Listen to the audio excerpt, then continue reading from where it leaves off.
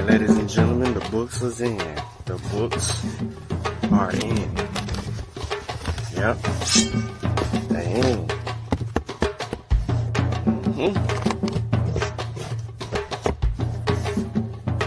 They here.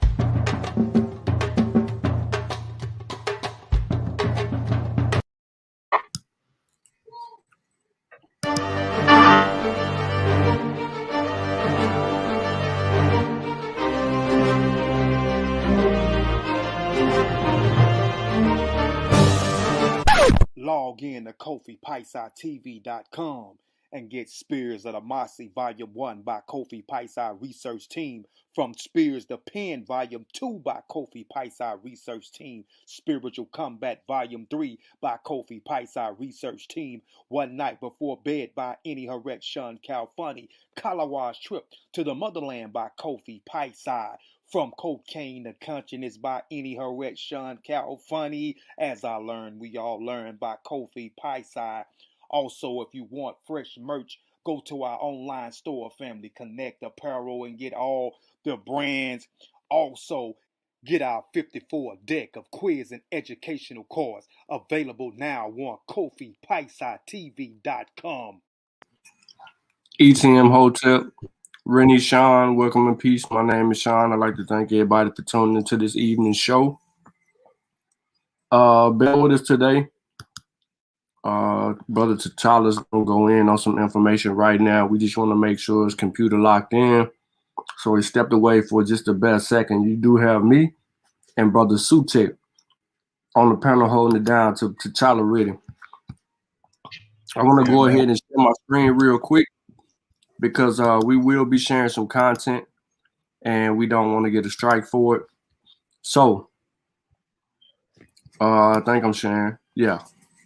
So copyright disclaimer under Section 107 of the Copyright Act 1976. Allowance is made for fair use for purpose such as criticism, comment, news, reporting, teaching, scholarship, education, and research. Fair use is a use permitted by copyright statute that might otherwise be infringing. All rights are reserved. Copyright. Go ahead, Brother Sutek. Yeah, man. I just wanted to say peace to the fam. Appreciate y'all for coming through. Make sure as you come through, please thumb up the video, like the show, support. Make sure you share the show, you know, with people that would enjoy the information as much as you do. Yeah, man. So our brother T'Challa is gonna go in. I'm gonna let him take point. This is his project. We just waiting on him to get back. I think you fell off right when we hit the button too. Yeah. What I'm gonna do is I'm gonna try to grab the video. So really, all he can do is just his thing on his end. Yeah. Me or you? I don't know if you're on your laptop. Oh yeah, I'm on my laptop.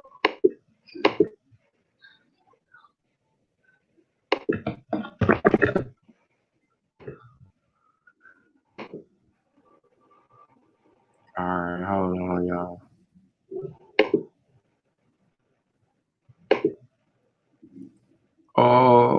Did he put it in the back? Yep. He did. All right. It wasn't a slap video. Hold up. He did. I remember seeing. Hold up. I got it.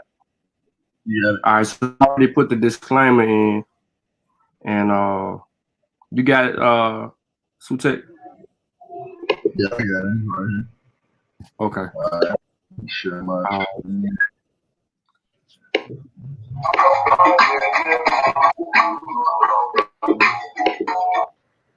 Peace, Damo, Aronde, Brother Mathis. Peace to y'all in the chat. Peace to all the people who are watching it also live on Facebook. Peace to you. Please like the show, share the show. Sutek is about to pull it up, put it on the screen. We want to make sure our brother T'Challa is in the building. The video is only 7 minutes, so this will be an impactful show. Hopefully, you can learn with us all. And like I said, I've already read the copyright, so we good to go on our end. T'Challa, you wanna say something before we get started? Yeah, man. Just peace to everybody.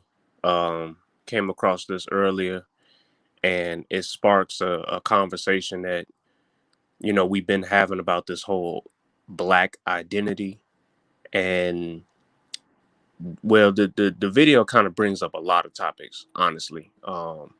But we're gonna get into it. We definitely gonna get into it. So, like and share the show. I'm off my phone on this one because, like I said, Shot Town Internet. You know how that go. So we're just gonna keep it moving. Who got the what's the name shit? Oh yeah, you can go ahead.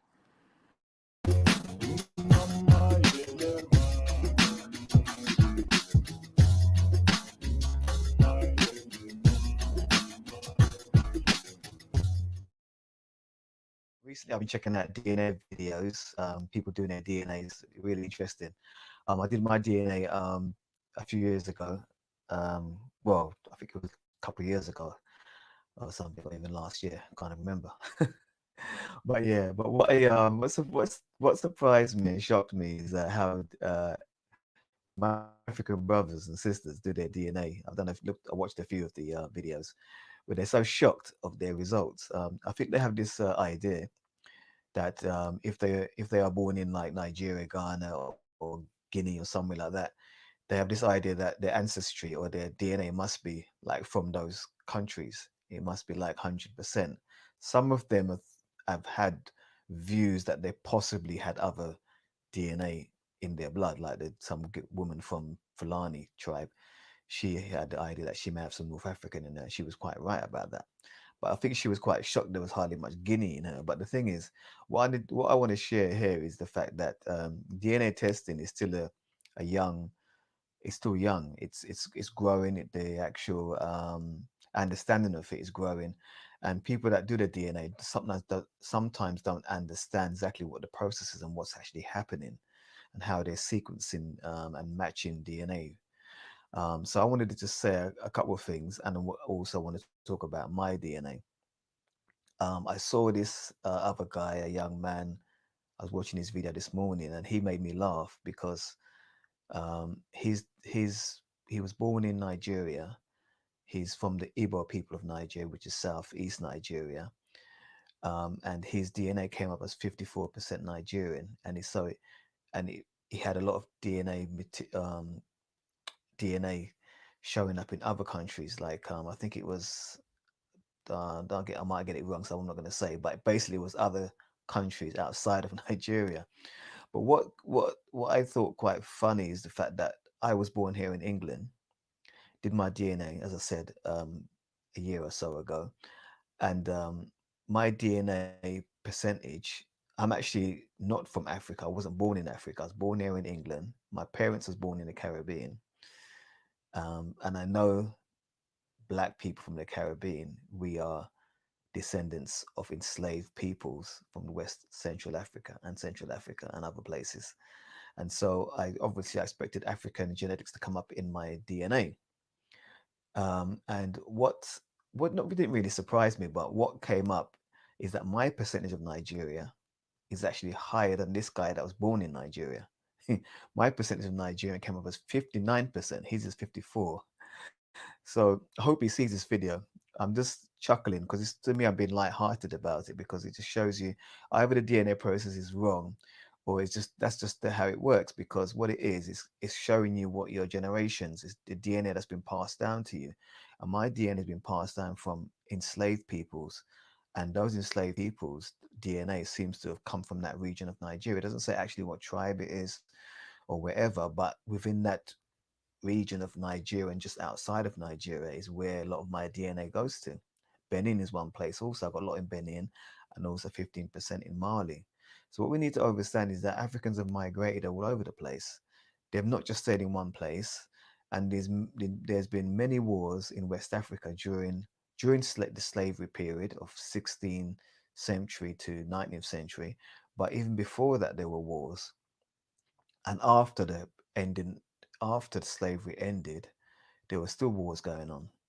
So you find out that Africans used to enslave each other, just like other nations throughout different times of history. And those that were enslaved within a community would actually intermarry, or the men would take wives from the slaves, and they would have children for them. So you see the crossing and mixing of DNA. And generally, Africans from West Africa, Central Africa, even though we say, "Oh, we all different, we all different, and we all this and all that," generally, um, I think those peoples have been mixing. And I think if you go back far enough, the group becomes smaller and smaller and smaller and smaller. Just like, give you an example of that, the Akan people that came. There's some people say they come out of Chad, or some people say they come from the Songhai Empire. As they pass through what we call Ghana now, they split up into groups, and they form different clans and different kinship groups. And over time, those clans and kinship groups becomes kingdoms, and those kingdoms becomes empires. Expect your DNA to go back outside of your nation. Now, another thing I need to explain is that you can't mix up DNA with nationality and politics. We call ourselves Nigerian, but Nigeria is just a country that was named by a white woman named Flora Shaw. So Nigeria is now, it's almost like getting a piece of string and take and putting it right around all these tribes. You got about 250 ethnic groups or more than that within a group, and then you just put a string around it and say, "Oh, this is Nigeria now," and that's what it is. So you're thinking about nationality. When you're talking about Guinea, you're talking about nationality. It's not like an ethnic group. There is ethnic groups within Guinea, and there's ethnic groups within Nigeria, and there are ethnic groups within Jamaica, for instance. So you'll have black Jamaicans who are generally coming from West and Central Africa, their DNA, and some of them have got a mixture of European, Asian blood in them. And then you've got a small minority of people that comes from Syria and China and different places. And that's the ethnic groups within Jamaica. But then they all become Jamaicans as a nationality. That's not an ethnic group, it's a nationality, because they're made up of different ethnic groups. You get what I'm saying? And so don't be surprised of what shows up in your DNA. I only have 1% of Welsh in me. So that means I'm 99% African in my DNA and my DNA makeup. That's not my nationality. That's not my culture. I'm not African in culture, but my DNA goes back to Africa. And that's how you have to look at it. So anyway, that's my little talk on DNA. I know there's a lot more, but in that DNA talk, I was trying to give you a little bit of history. I know there's a lot more to history than what I've just said, but I hope it's interesting. I'm going to be trying to put out more videos more frequently. So this is History on the Go. Please subscribe to my videos. I'm just a new channel. I'm a man that's been studying history for about 40 odd years, but I've just not um, uploaded anything on a regular basis. But I'm going to be doing more of that. So check it out. History on the Go. Please subscribe. Thank you.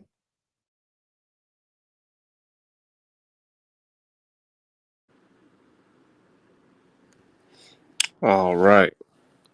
I'm buzzing. Like my arms, So, uh, thank y'all for working with me with my technical difficulties. Um, and so hold on, let me pull up the chat on the YouTube side so that I can at least see what's going on. So yeah, family, I came across this earlier and was kind of like, you know, I had some mixed feelings about what the brother was saying. This is my first of, hearing and knowing about the brother's channel. Um, Came across this earlier and, just been kind of thinking about it. So once again, peace to everybody that's coming in. I do have the YouTube chat up now so I can at least see what's going on. So before I get into sharing some of my thoughts and contention, any of you brothers on the panel, and of course people in the chat, y'all do y'all thing so we can interact and dialogue. What did y'all think of, the video? I think he doesn't have an understanding on what he's referring to. He don't have a firm grasp or understanding on these the DNA or the genetics that he's talking about. But I'll leave it right there. You know what I'm saying? I don't want to bust it too wide Mm-hmm. What about Sean? I don't know if he's working or what, but if you want to go ahead and share your thoughts.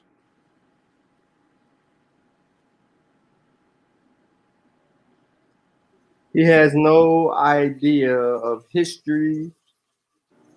I would add that because Sutek already said some other stuff. So from a historical perspective, he has no idea what's going on. So Okay. Right. Like, I feel like, and let me just say this too before I step out there and people think that I'm just hopping out without a parachute, right? None of us could possibly have all of the historical accounts in ducks in a row, right? That's not what we argue. That's not what we saying. Um, so let's just kind of deal with a couple of things that was said specifically, because I don't like to beat around the bush, subliminal messaging. I like to kind of be direct, and that way there's no room for ambiguity, at least when it comes to what I'm saying. So the brother mentioned that there were our brothers and sisters on the continent were enslaving each other. And I also watched another video of his, by the way. It is titled "Why Are Africans So Happy About Their DNA Results?" And so I got both videos in my head right now. So there were some things said in that video as well that I'm kind of trying to remember if he said them in here, but he alluded to the tune of, I think it was in the other video, that not all African people in the Caribbean were enslaved as well. He didn't go into too much detail with that statement, but he also mentioned that, like I said, not every African here in this Western region was enslaved. There were free Africans. Now, is he talking about as the revolts get to going on, and we start kind of, you know what I mean, taking our freedom back like that? Or I don't know when he was referring to, because he didn't get into detail. But I do have some issues with those statements. That there were free Africans over here, and who he's calling black and African and all of that kind of stuff. But then also specifically, let's first deal with what time period can we look at where we find Africans enslaving other Africans? That's one question. And two, before we even get to that question, we have to define, what are we talking about when we say enslaved, in this usage of the word slave, when it comes to the continent itself? Because from a historical perspective, we understand the word slave when we say it in modern terms, especially African Americans talking about slavery and all these kind of channels that we talking about in the conscious community, and any general black person here in America. When we say slave, we know we're referring to the experience that we've experienced with the transatlantic kidnapping hustle, as Brother Unk puts it. So we looking at, and most modern people living today are going to refer to slavery as, they're going to think of Roots, you know what I'm saying? Kenta Kente being beat till he said his name was Toby. That you know what I mean? That's what we think of. Those type of times where, you know what I'm saying, you get your foot cut off from running away from the plantation. So we understand what we mean by slavery over here. Like, that's what we're talking about. Chattel slavery. So my question is it fair to say that on the continent, just flat out like that, when we start talking about slavery, and this is the problem that I have, is especially blacks that aren't from the Western hemisphere of the world, like you was born in London in the UK, and shout out to everybody in the London, UK area. Like, it's not to beat you up moment. That's not what this is. But we talking about a perspective that I've seen with scholars or people who profess to be historians or whatever, talking about the experience of blacks in the diaspora globally, and how there's a bit of a softness behind this describing the experience here. Like, one of the things the brother mentioned was blacks here in the West have been sort of kind of, the identity has been taken away from him. Like I said, he may not have said it in this video, but in the other video that I watched, he definitely said some things to that nature of, the identity and the shamefulness of being African or black is kind of, you know what I mean, put in you via your experience here. And the way he puts everything in that video, you all can go to his whatchamacallit, his YouTube channel, and you can see what I'm talking about. Which is why I would say that he doesn't have all of the accounts or enough of a historical reference when it comes to talking about issues, because the way he's talking about them and not really going in, you see what I'm saying? Because we definitely have had our identity stripped away from us, and we don't know what the heck we're doing right now, as a whole. So that's my first issue I want to start with. Are we talking about the same kind of chattel slavery here? Or what are we saying when we say that African tribes enslaved each other? Yeah, I take that. I take offense to that when people say that, because you got to put it in historical context. Like, these, when you say Africans enslaved Africans, that's setting the scene of a homogenous continent, and we all know that it wasn't like that. We all know that these people were separated, divided by culture, just like every other group of people. So when you say Africans enslaved Africans, that's you're doing a disservice. You could say this group enslaved this group, that group enslaved that group. When you say Africans enslaved Africans, like, you're missing the historical context, you're missing the cultural context, and also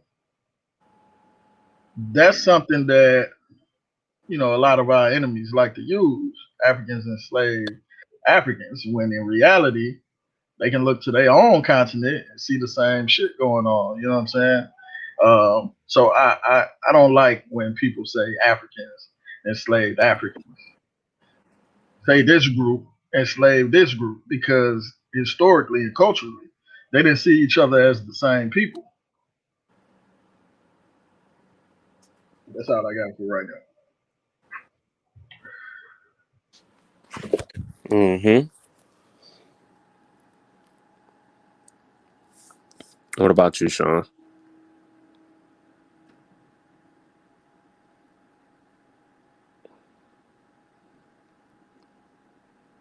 You might have been unstepped away too.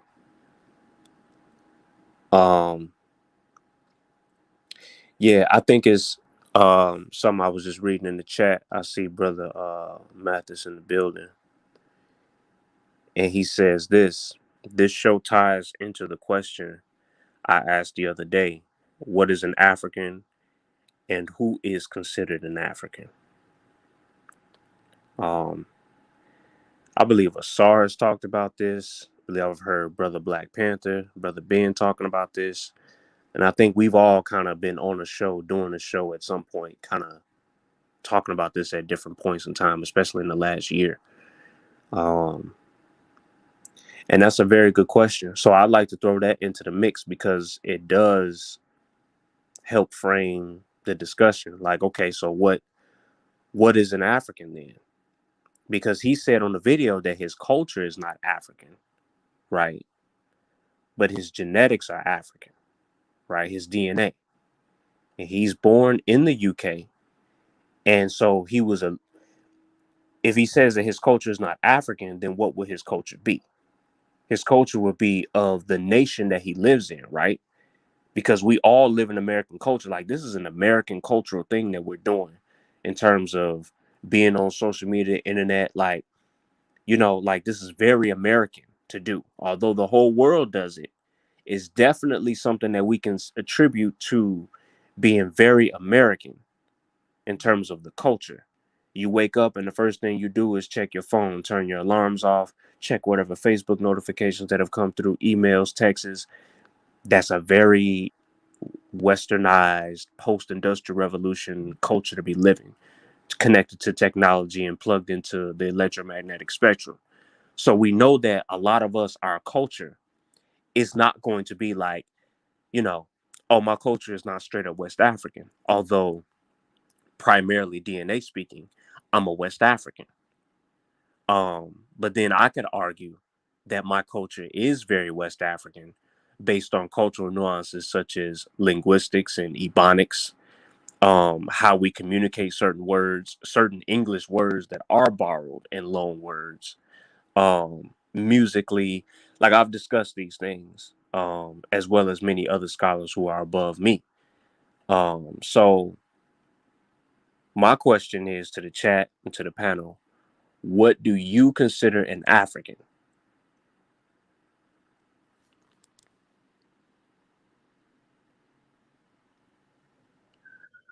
Well, if you're talking about culturally, because that question could go multiple different ways. You can be talking about nationality wise, um, culturally, ethnically. But if we're talking about culture, then I would say that African is the culture that you see from the indigenous groups of Africa. Like, we see many similarities throughout the continent. For instance, for example, ancestor worship, ancestor veneration. That's something you're going to see continent wide when you're dealing with the indigenous people. Another one would be, hmm, another one would be maybe libation. That is something that is widespread throughout the continent when you're dealing with the indigenous peoples. So these types of rituals or cultural norms that the indigenous people of Africa adhere to, I would say that that's African as far as culture.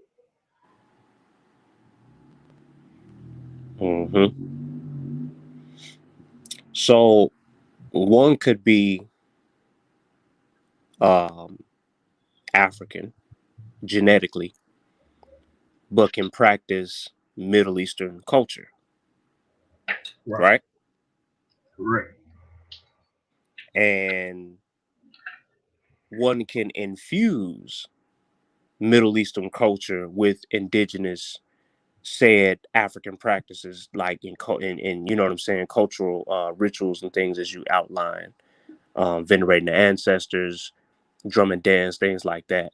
But they can also practice, like I said, a Middle Eastern or any type of foreign custom, religion, God, whatever. They can do. They can do all of that at one time. Right.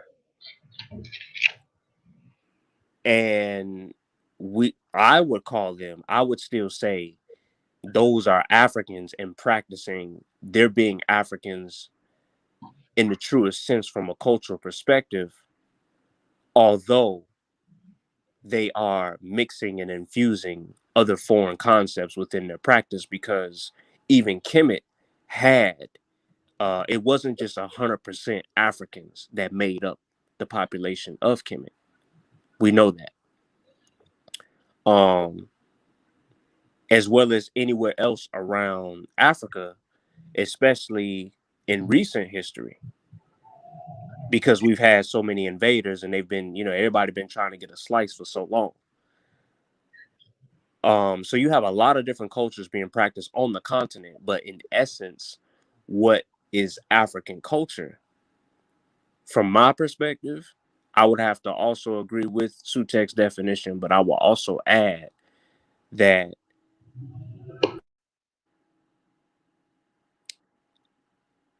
I'm an African as well, being here in America, right? So that means that also what I come up with, what I create, what I practice is also a form of African culture. Now, what we're calling African, as far as that part of the cultures, yeah, African culture, Middle Eastern culture, Asian culture, right? So what we're calling African is generally thought of as what is on the continent, what emerges on the continent from people who are born and raised on the continent. And that's what we call African culture. But if we're African Americans here, part of what we do is also African culture. It's not purely continental African culture, but it is African culture. Why? Because I am an African. So it's gonna be altered, and it's not gonna be necessarily, it's gonna be different, right? I think also to the point of, like I said, being, black, especially in the UK, I've noticed there's two sides. Not that there's only two sides, but I've noticed two sides. That you'll have one where blacks are very assimilated into the culture. They're not really in touch with their roots. And this could be anywhere in the world, by the way, but we're speaking specifically on the UK because the brother is from the UK. And you know what I'm saying? So we're going to stick on topic. And so I've noticed, like, when, born and raised in the UK, you don't really have the perspective of knowing exactly what it was over here, just like we don't know what it's like for them over there. Unless you go, unless you've been there, you visit, you talk to people, you study, you research, that kind of stuff. But you still are limited unless you actually get to go there, and you know what I'm saying? There is a certain limit there. And I feel like the brother, I'm not going to say he's disingenuous because I've only seen 2 of his videos.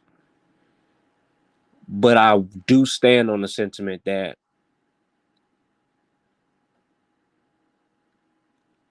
he's wrong to say, oh, these people enslaved these other people, and we had that on the continent. Like, we're going to step outside of racism, white supremacy, and say that we had the same problems going on, whether they came in there and tried to colonize us or not. I don't agree with that. Because out of all of the African groups, we got groups that have been there for longer than white people have been on the planet. Say this again. With our people on the continent and our lineage and our bloodline, it extends back further than said racist white supremacists have been on the planet. And we have groups that are documented to have lived prior colonialism, pre-colonialism, lived during the times of colonialism, and who exist right now today. Why am I saying all of this? Because with colonialism and the culture of people who practice that, we know that they've warred for so long amongst themselves before they set out to conquer the rest of the world. So what I'm saying is, when people say that Africans were enslaving, warring, and fighting, because he mentioned that we had wars and things, especially West Africa, right? Yes, we had those wars, but are we wiping each other out on a mass scale, such as like we can look to European history and find that? Are we practicing chattel slavery with each other across the board, or we can just find that in Africa, like, hey, we was just enslaving people like that, whipping people on the back, this, that, and the third.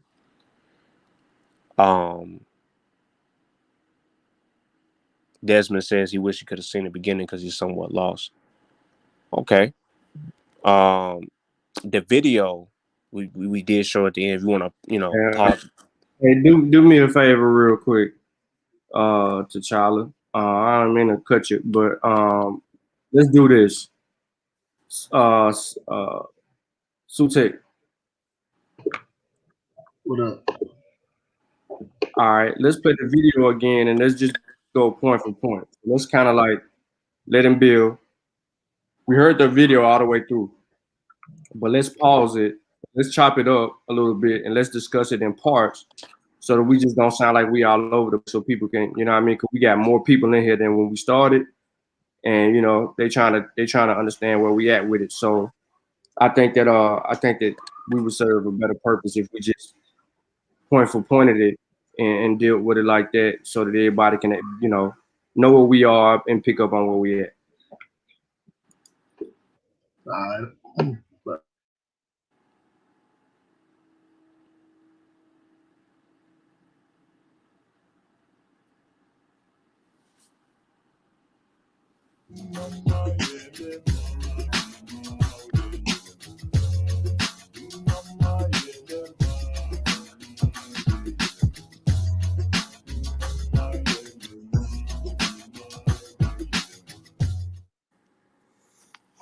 Checking out DNA videos, people doing their DNAs, really interesting.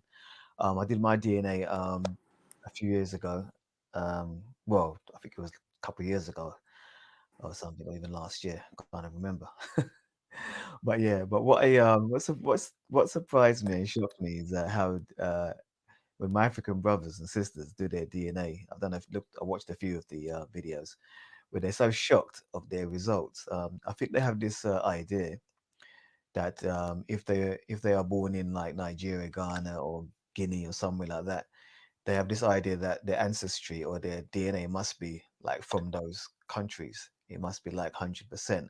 Some of them have had views that they possibly had other DNA in their blood, like some woman from Fulani tribe. She had the idea that she might have some North African in her. She was quite right about that.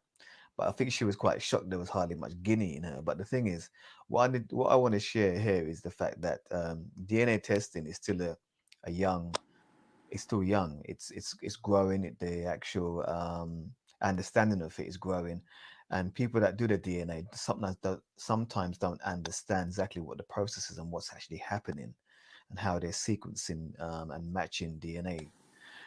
So I wanted to just say a couple of things, and also want to talk about my DNA. I saw this other guy, a young man. I was watching his video this morning, and he made me laugh because he was born in Nigeria. He's from the Igbo people of Nigeria, which is southeast Nigeria, and his DNA came up as 54% Nigerian, and he had a lot of DNA showing up in other countries, like I think it was I might get it wrong, so I'm not going to say, but basically it was other countries outside of Nigeria. But Okay, so 1 second. Go ahead and pause the Sutek right there. So the brother mentions about the particular brother getting his DNA results, and they're coming back as 54% Nigerian, and he has a lot of ancestry from the Igbo people, which is, like he said, southeastern Nigeria. Like, you got the Niger River that splits the country right there in the south in two. And on the eastern half is where a lot of the Igbo people, a lot of where they're originally from, like there's a lot of concentration. And then on the western half of the river, there's a few groups, but not as many that's known on the east side of the Niger River. That kind of splits the country, you know what I'm saying, at the bottom, at the southern regions of Nigeria, right there off the coast. So with that said, we don't know what DNA company the brother went through either. We don't know what this brother. I don't know what company he used. I don't believe he went. Did he go into that, or did I miss that, y'all? I didn't hear that. It don't matter, but he don't understand admixture. Mm-hmm. So he don't know why when he starts saying 54%, it don't matter which DNA company it is. He's talking about admixture. Mm-hmm. So that right there got to be cleaned up. And I see in the chat too that from West Africa mentioned that too, about admixture, because who was that they asked? Somebody asked about, Brother Mathis, he asked, the people in the Pacific Islands, are they considered Africans? And Cujo, the African, said, Brother Mathis, those people aren't African, they're Asian. From West Africa said, admixture. Okay. So, right, we got multiple conversations. So let's tackle one thing at a time. Let's deal with what admixture is. Okay. Let me see something here. I'm gonna just pull it up on my computer here if you want to act right. Just get an official working definition of what we're talking about. One second.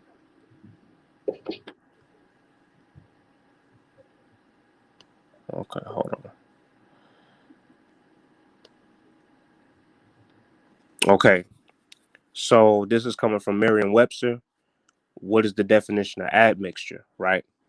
The action of mixing, the act of being mixed, or something added by mixing. Okay. Now, how does this relate to genetics? And when we start talking about what percentage of what you have and this and that and the other. So let's go to admixture definition of genetics. Genetic admixture is the presence of DNA in an individual from a distantly related population or species as a result of interbreeding between populations or species who had been genetically isolated and developed unique gene pools. Admixture results in the introduction of new genetic lineages into a population. Okay. So when we start talking about which percentage of I see you. Is that Sutek? Yep. Okay. Right. So admixture is the presence of DNA in an individual from a distantly related population or species. Okay. So when you go and you get you swab your mouth or however you do it, and you send your DNA in and you get your results back, and they say you have this amount of 54%, whatever, coming from Nigeria, and you might have 11%, they might call Eastern European, right? And then you're going to have whatever other percent, whatever's left over, and it's going to be from wherever else. How is it that we can have these, what does that mean when we're talking about admixture? That means that, especially for us as Blacks, right, African Americans, and continentally, we're dealing with when the times of colonization was like in the thick of it, going on and hot and heavy. What's going on? We're talking about, it says, as a result of interbreeding between populations or species, right? So not only are you having interbreeding between populations of species who have been genetically isolated and develop unique gene pools of like Africans mixing with other Africans, but you have the colonialist mixing in with our people. So that's how we can have a certain amount of Neanderthal DNA from the European side, because we have that admixture going on. Another example of admixture is, certain textures of hair and eye color and things like that among some of our brothers and sisters along the eastern coast of Africa, right? All up and down, especially up in that area with Somali, Yemen, and all that kind of stuff. There's a hell of a lot of admixture that's been going on, back and forth trading over the years. So we can see those phenotypes there. So let's continue. Let's go a little further. Is the fact that I was born here in England, did my DNA, as I said, a year or so ago, and my DNA percentage, I'm actually not from Africa. I wasn't born in Africa. I was born here in England. My parents was born in the Caribbean, and I know black people from the Caribbean. Hey, pause there real quick. Descendants. All right, so he's making a claim now that he's distinguishing himself. He wasn't born in Africa. His parents wasn't born in Africa. He grew up a certain place. His parents grew up a certain place. So he's not anticipating or expecting any type of African ancestry at all. All right, okay, go ahead. I'm just trying to get that in there. Of enslaved peoples, from people from the Caribbean, we are descendants of enslaved peoples from West Central Africa and other places. And so I obviously expected African genetics to come up in my DNA. And what didn't really surprise me, but what came up is that my percentage of black people from the Caribbean, we are descendants of enslaved peoples from West Central Africa and other places. And so I obviously expected African genetics to come up in my DNA. And what didn't really surprise me, but what came up is that my percentage of Nigeria is actually higher than this guy that was born in Nigeria. My percentage of Nigerian came up as 59%. His is 54. So pause. So he took ancestry.com. That's the test that he took. Okay.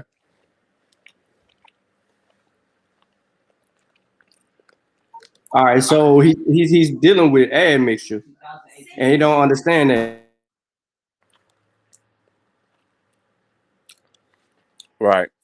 Because just because you were born in England and you have a higher percentage of, Igbo or Nigerian DNA, you by saying that statement like that, you are saying that you're not really taking into that account, because you'd have to follow the genes and where they've been in terms of, or where they're coming from. Like, how do you have that amount in your bloodline if your parents are born in the Caribbean and you ain't talking about admixture, brother? You might as well not even be talking about, oh, I got 59% and he got 54. Well, I mean, look at where your parents were born. We know good and well that a lot of the admixture took place right there in the Caribbean. You know what I'm saying? We know what, like Bob Marley. Everybody loved him some Bob Marley. But we should all be familiar with who and what Bob Marley was. Right? And Hey, so, hold on, before you go there, just to clear up the other point he made about him having more than the other brother. The other brother could have rightfully so been born there, but he don't know that dude's lineage or ancestry just because he was born there. He could have Portuguese. He can have any type of admixture in him that would solidify that, but he don't know that because he's expecting this dude. Okay, he's born in Africa. He's got to be this, but he don't know the story to understand it. But you was talking about Bob Marley and the island, right? And that's kind of why I said his parents being born in the Caribbean how you talking about I have a high, he said that he has a higher percentage of Nigerian DNA. If your parents are born, what we do know is his parents are born in the Caribbean. So, and we know how much mixing goes on there. But like you said, we're not also taking into account why I said you have to follow the genes. That brother that's born in Nigeria, he could have, what if he's a like a a brother, an African brother, he could have been born in Nigeria, but his parents could be from somewhere else in Africa. Like you say, he could have Portuguese in his blood due to admixture. His parents, grandparents could have been mixed in with some Portuguese, could have been mixed in with some Spaniards, could have been mixed in with some whoever. Which is why, like, if Sean get his test, I get my test, and Sutek get his test, we're gonna have different results, not because we're different people, but because, well, yeah, because we're different people, but our stories are gonna be, even someone in Sutek's family, is not gonna have the exact same DNA results as Sutek himself. You're just not.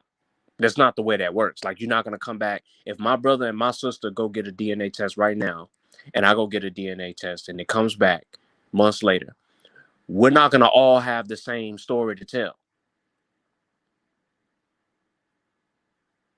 So admixture does, you have to take that into account.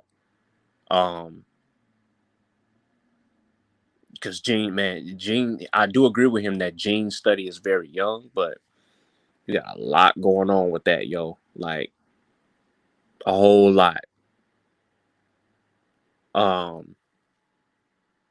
me see. I had stepped away from the chat, but you can go ahead, Sutek. Go ahead and play a little bit more, unless you got something you want to add. Chuckling because to me, I'm being light-hearted about it because it just shows you either the DNA process is wrong, or it's just how it works. Because what it is it's showing you what your generations is, the DNA that's been passed down to you, and my DNA has been passed down from enslaved peoples, and those enslaved peoples' DNA seems to have come from that region of Nigeria. It doesn't say actually what tribe it is or wherever, but within that region of Nigeria and just outside of Nigeria is where a lot of my DNA goes to. Benin is one place. Also, I've got a lot in Benin and also 15% in Mali. So what we need to understand is that Africans have migrated all over the place. They have not just stayed in one place. And there's been many wars in West Africa during the slavery period of 16th century to 19th century. But even before that, there were wars. And after the slavery ended, there were still wars going on. So you find out that Africans used to enslave each other, just like other nations throughout different times of history. And those Stop right there. those that were enslaved within a community would actually intermarry, or the men would take wives from the slaves, and they would have children for them. So you see the crossing and I don't mixing of think you're right. DNA. And generally, Africans Yeah, I from don't think West you Africa, heard. Central Africa, even though we say, "Oh, we all different, we all different, and we all this and all that," generally, I think those peoples have been. Okay. Go So he's ahead. talking. Yeah, he talking about these wars, and whenever someone says that, I kind of have a problem, because he said that when you look at we have the wars going on, right, during colonialism, but we also have wars pre-colonialism, and he said you find out that Africans enslaved each other just like other nations at various times in history. Okay, so if we're talking about chattel slavery, because based on the English language and the etymology of the word slavery, if you're speaking English nowadays, you're most likely talking about chattel slavery. You're not talking about indentured servitude, because if we were, we'd be using the words indentured servitude. Like, you know what I'm saying? Like we use the word slavery, and we all know what connotations that comes with. So where are you talking about pre-colonialism that we have Africans enslaving other Africans? Number one. That's the first claim that I have contention with. And two, what other nations are we comparing that to? And what time periods that you're talking about? Are we talking about other African nations? Are we talking about other European nations? What are we saying here? Asian nations? What are we saying?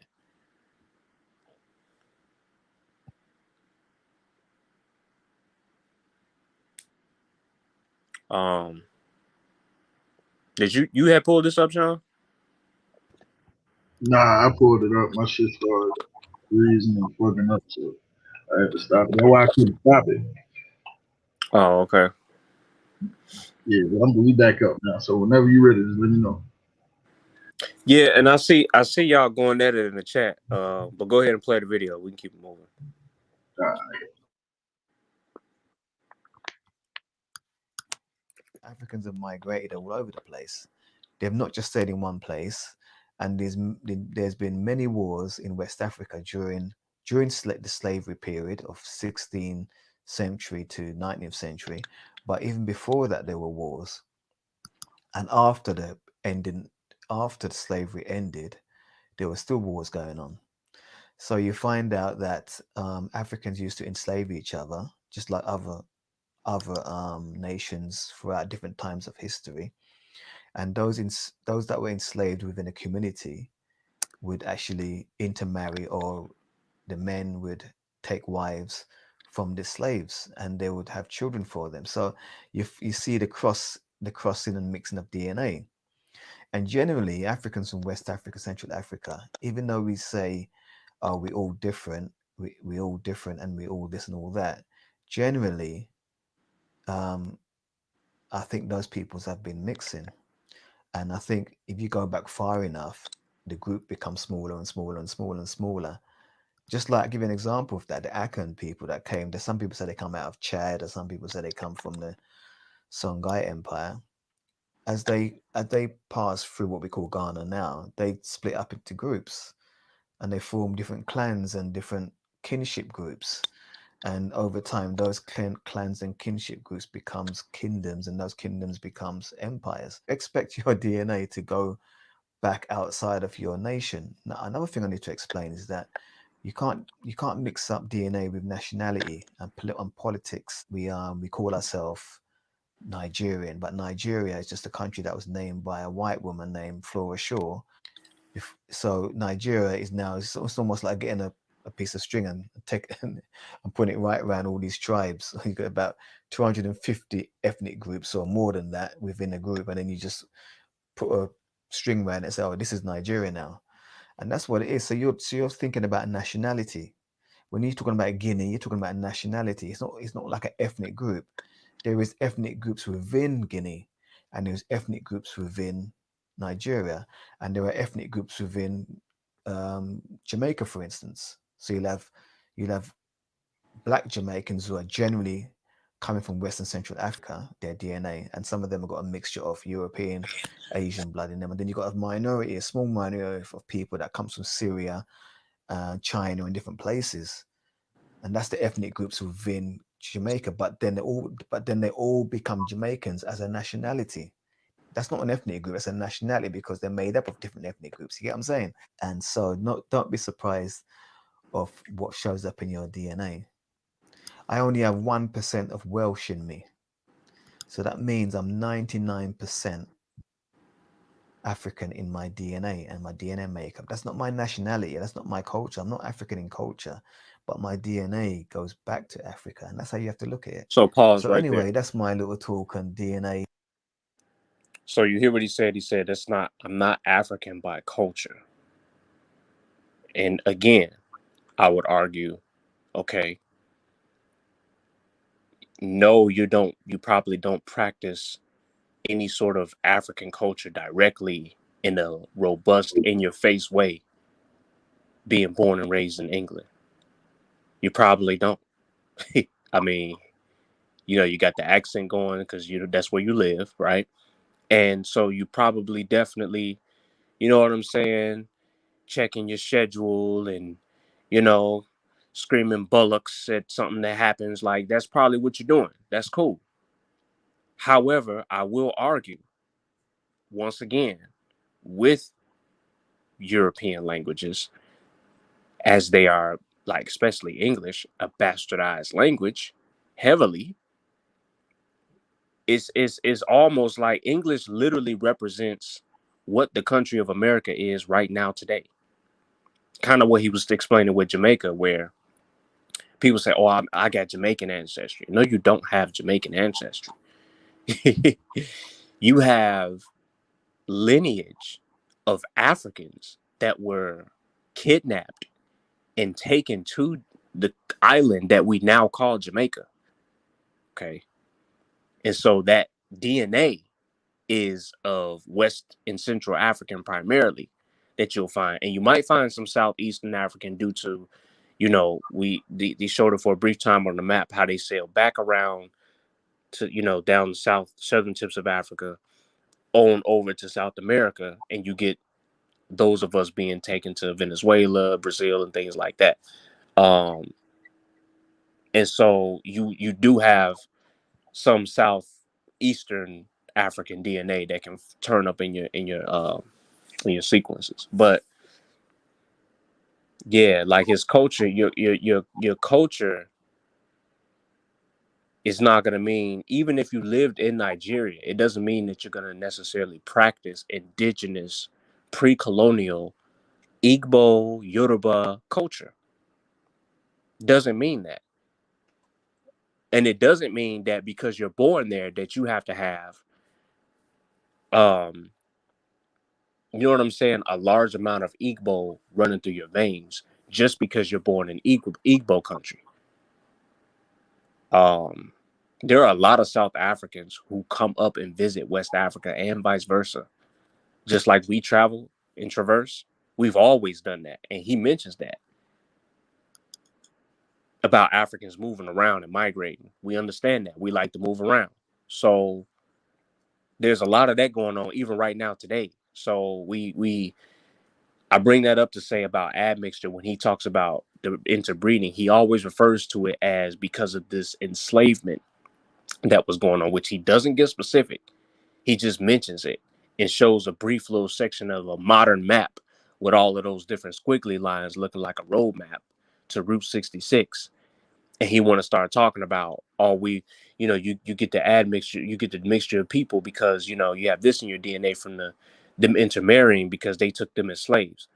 How about we couldn't just be getting along with each other, as we've all outlined so much with these presentations and showing you how these festivals and these different bantabas go on with the masquerades and the parties and the naming ceremonies and I the think you're being weddings. too generous. Huh? I think you're being too generous. I just think the brother was polite. Well, I think the brother was politely trying to disconnect himself from Africa based on his understanding of what's going on in the world, but at the same time, shocked by his ancestry that it had the level of African ancestry that it had. And then he compared his admixture, 59% Nigerian, to someone who's on the continent right now who's also African ancestry, whose was a little less than his.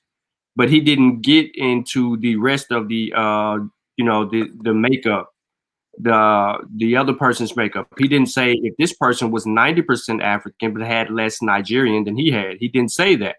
So therefore, we couldn't really conclude on any point with outside of him just talking. I think the brother is unlearned in the subject matter. He was a little bit surprised by his DNA. He's putting up this channel to start some type of history on the go. But he's gotta start over. So he's got to reach out to a geneticist to understand why his admixture. What is DNA? What is admixture? What is he looking at instead of guesswork? So he has to start there. And that's evident based on how he started the video early on. Then as he gradually began to talk, he began to just kind of overtalk the historical perspective because he had no grasp of chattel slavery. And I don't even know why chattel slavery even came up. So he doesn't know the difference between, the different slave systems from different cultures or different people in the world. Which you got chattel slavery, which is a Eurocentric ideology that comes from back then. This chattel slavery has always been supported and made legal by Europeans. This is something that they did before colonization, during colonization, and of course during slavery. This was something that they knew because this was prevalent there. Africans were not, were pretty much in the servitude. So he's got to clear those two things up. That'll be corrected down on that point. But ain't no way in hell I'm gonna sit here and listen to him for 7 minutes and he can't grasp the understanding of that. He's really just talking about admixture and then basically he's got to understand his plight. I don't know if he want to study Nigeria, and then for him to make the claim that he doesn't have any related cultural perspectives of Africa because he was born in this place and another place. That's horse crap because you see Africanisms in the UK, you see Africanisms in the Caribbean, you see Africanisms in America, and that all comes, and you see that in the language, you see that in the food, you see that in song and dance, you see that in trying to maintain some type of traditional perspective or some type of custom that the islanders may do distinctively different than people in North America and the UK. So he's every bit of African, and I just I don't know what made you run into this stuff, but I just think he need a reality check on some of the stuff he kicking. Yeah, the video came up in my YouTube feed, just because I deal with the science and specifically like astrophysics, quantum physics, charm quark, strange quark, up quark, down quark, top, bottom quark, valence quarks. How many valence quarks? You know what I'm saying? Like I get into it. So my point is, this brother, also to what you were saying, only mentions the mixture when you're talking about quote unquote this confused idea of slavery.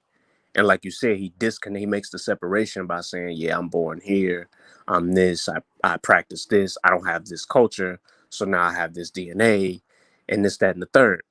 That's perfectly fine. But you do have to keep everything in perspective. Let me see here. So what's this in the chat about Pacific Islanders being Africans?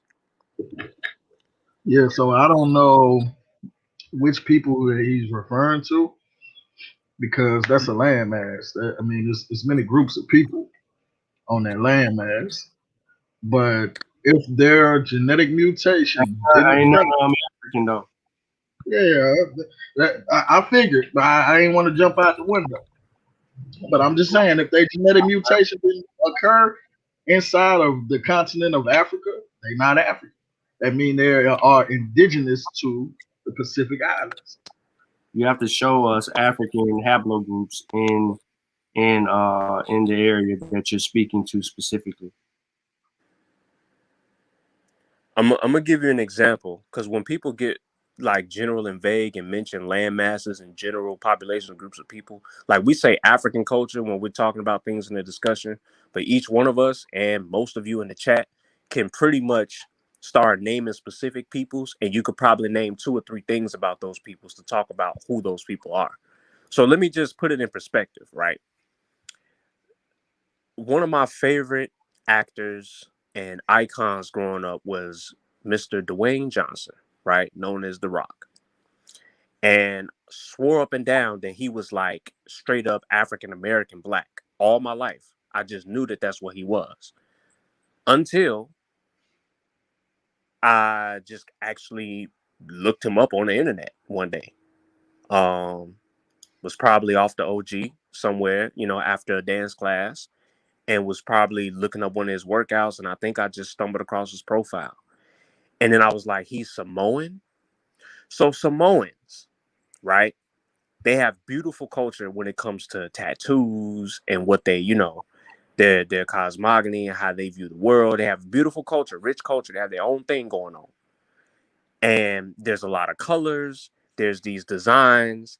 There's this, you see face paint. You see all this kind of other stuff that we do see on the continent. But does that make them African? Because they're not worshiping the same gods. They're not speaking, their linguistics is not of the same family tree. Their musical traditions and things in song and dance, like, they're not moving the way Africans move. I'll tell you that right now. So, but they can have some dark skin. Why would they have dark skin? Hey, that everybody should know this by now because guess what? I wrote on this in volume 3. So, Brother Mathis, I'm challenging you. You gotta get volume 3. I'm gonna let T'Challa go in on it, but bro, you gotta get volume 3, dog. I wrote on that specifically. And for this specific reason too, because us in the conscious community like to associate any form of eumelanin or skin pigmentation as somebody that's African or sub-Saharan African, to be specific. But that's just not the case, though. That's not the case. But I let you go. Yeah, so I'm looking at the comments and I see brother. Well, first of all, Brother Zane said melanin is not. Hold on, let me not misquote him. He said melanin is not African. Can we make that a little clear? And I'm gonna, now you correct me if I'm wrong, Brother Zane. What I think you're saying is just because you have melanin in you, and like Brother Sutek just said, you got the different melanin, all these different kind of melanins. Melanin is not the definition of what it means to be black, like of African descent. And that does need to be made clear. We call them the equatorial zones 1, 2, and 3. Depending on which one you live in, it's going to depend on how much your skin has darkened, right? Has started to produce melanin to protect you, the living organism, from the cosmic rays, UV rays, ultraviolet rays of the big ball of fire that we call the sun. That's only reason why you have melanin. And it's not just you, it's every living organism on the planet, everything that's not considered an animal, a free moving being, and everything that is considered what we call a plant. You're getting your color from your pigmentation, which is what we call melanin. And as far as the argument of us being like Africans were all over the world for thousands of years, okay, so let's deal with that. So here in the 21st century, we have the understanding of the human genome being mapped around what, 2003, 2004, right? Yeah, there you go, Zane. UV mechanism, right? So we have the human genome being mapped in around, 2003, 2004, somewhere around there, right? So that means that we take advantage of being able to know deeper and why we can't just say, when we make the mistake of saying African people because we find dark melanated people, it's the Olmec conversation. It's the Aboriginal conversation here in the States, because the natives here crossed the Bering Strait some thousands of years ago, tens, 20 thousands of years ago. And their mutations along the way were occurring on land masses that are far away from what we call Africa. And before they even get to that point, when they walk out of Africa coming from the out of Africa theory, and we start walking into the Levant, right? And we start living down in those areas like Saudi Arabia, modern day Jerusalem, Israel, Jordan, all that kind of stuff. We are undergoing mutations that's changing our genome. So we will no longer be considered, quote unquote, African people. We now begin to start to be considered fundamentally African because we have that in our genome still, that Hey, expression. hold on. Don't use the word fundamentally. I'll beat you up. Why I can't use the word fundamentally? Don't use the word fundamentally because when you use the word fundamentally, you allow certain people to make certain arguments that cannot be proven. The fundamental argument is a cop out. The reason that I say it's a cop out is because people will fail to identify what their Africanness is. Let's just use a different word because the fundamental, this is the argument I had with even with Jawa, that that fundamentally everybody's African. You know what I mean? To be African is more than something fundamental. Like there's a clear distinction. Remember when we go back to the video where we watch the Ethiopian, the Nigerian, the Gold Coast person, the South African, how clearly they all said that they were African, but when they looked at that white person that's also African fundamentally, they made a distinction that we the same, but that person is not us because there's a different likeness. So that's why I say don't use the actual fundamental thing because it gives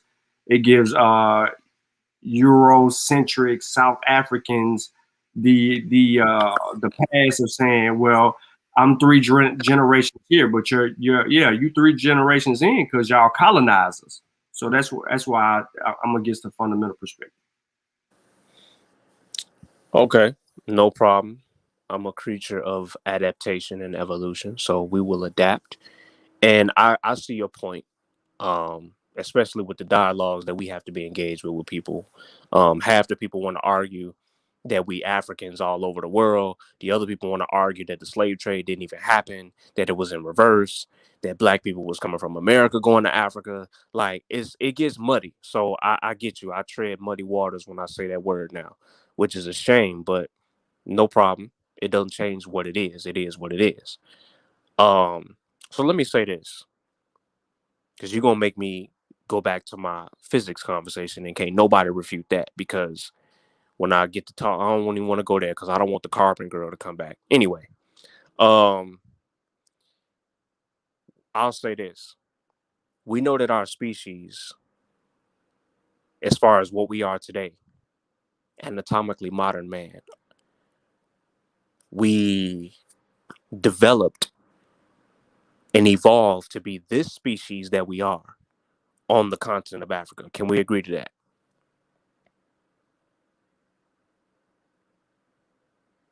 In terms of every human being living has ancestry from a human being that was on the continent of Africa, cooking the meat with the fire, opening up that B12 and other vitamins so that our brain can develop further.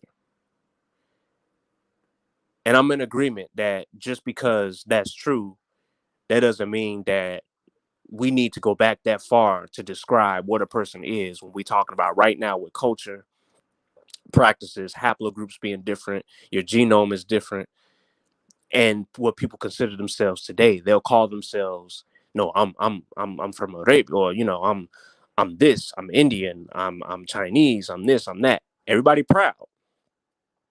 But then it's a problem when it comes to what is African or black people.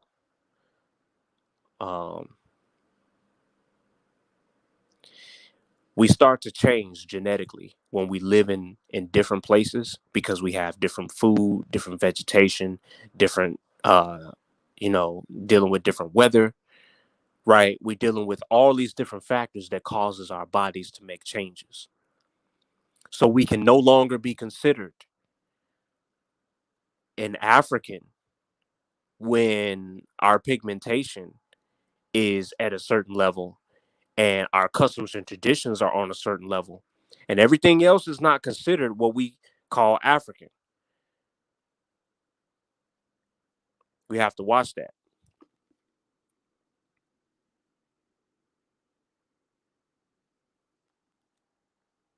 Mankind started in Africa, yet all humans are not African. I mean, right. I mean, it's just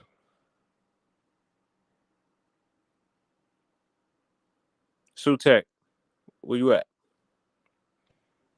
What up? Y'all, well, y'all going in on Brother Mathis. Nah, I just wanted to make sure that wasn't his argument about the skin color, because yeah, I wrote on that on volume 3. You still got to get volume 3, bro. But yeah, I was just making sure. So what criteria are you Nah, using to say these people? I just told you what he doing. He's using a hyper-diffusionist argument. He think that people remained African that left outside of Africa and stayed in these different areas and they didn't adapt, that they were still the same African genetically over a 60,000 year period. Yeah, no, I don't work like that, bro. People mutate. The further they mutated, the further they migrated, they mutated. And that's not just for us as humans. Again, we can observe this. I'm not going to even mention any people that are not black right now because it would just throw the whole conversation off. But I can go straight to African sources about describing certain animals and their characteristics and about how they behave. And we can look at other species that are similar, that they're describing their characteristics and how they behave. And they both might be a species of baboon, but they are two different species of baboon. Yes, they're both baboon, but they have different, like, man, yo, you can observe clear differences. Not only are the distinctions clear for us as an outsider looking at, but they treat each other accordingly, just like we do. A person from Zululand is not gonna look at a Samoan and be like, "Oh, that's my brother." Like he's looking at a fellow countryman of Zululand. It's not gonna happen because they're not the same people.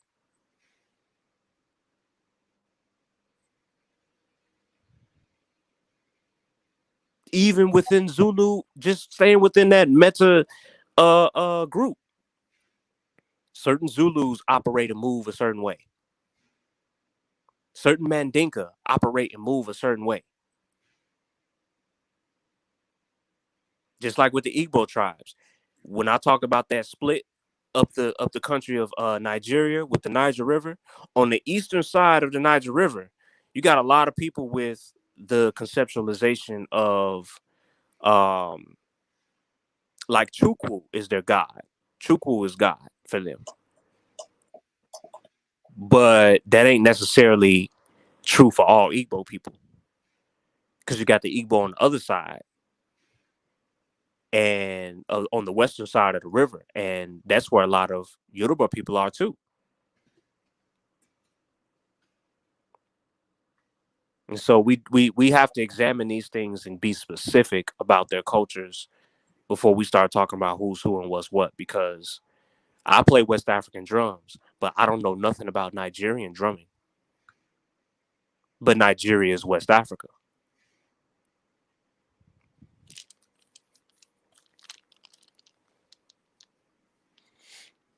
All right, so real quick, you can go to look up this source. It's G. Chaplin. It's the geographic distribution of environmental factors influencing human skin coloration. It's published in the American Journal of Physical Anthropology, pages 125. Well, section 125, 292 to 302. And it was done in 2004. The map was updated in 2007. It deals with the skin color map for indigenous people. And this is basically in each zone, zone 1, 2, 3, whatever, you're going to see how shades and all of those things change. So I gave you the source, the location of where to go. You can pull it up. You also can just put it into Google and probably find a map, but that would actually be your source. This is why you study anthropology. And when you make the claim that you actually made, and I'm not talking at you or down, but when you make certain claims about certain characteristics of people, what you're dealing with fundamentally, there go that word, fundamentally, is you got to deal with every stage of anthropology. So this is why I rule out the everyone's fundamentally African argument. That's a weak one. And I do that because when you look at anthropology, you got to go into more things. You got to go into the culture, the traditions, the customs, the languages. You know what I mean? You got to deal with more intrinsic things that actually deal with the genetics, right? Because you know that's a part of one of the anthropolitic fields. You got to deal with all of that. So this is why I say I say that the South Africans that are European descent that are living in South Africa and have been since colonization are not African because they don't possess the identity of what an African is, no matter if they try to speak a language, right? Because the people in South Africa, they made up their own language.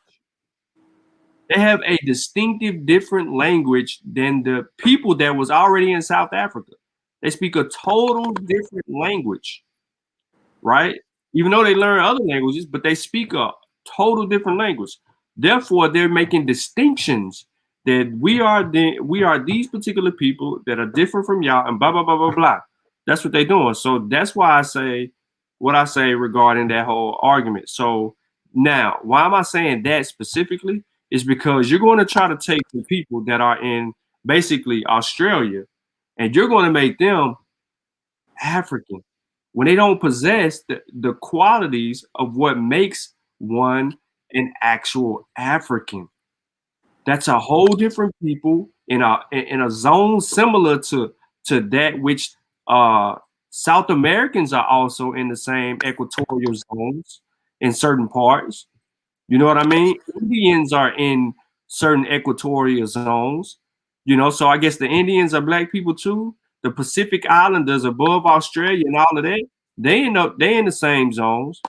So you got to be calling everybody in South America African too, if that's the case, because you have to be basing that argument on skin color.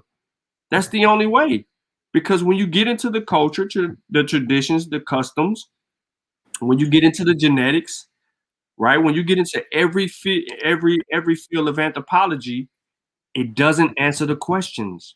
They are a different people showing a different identity in a different zone, in a different time, uh, and they don't even identify. Just because they look like just because they got nappy hair and dark skin, don't mean they your kin.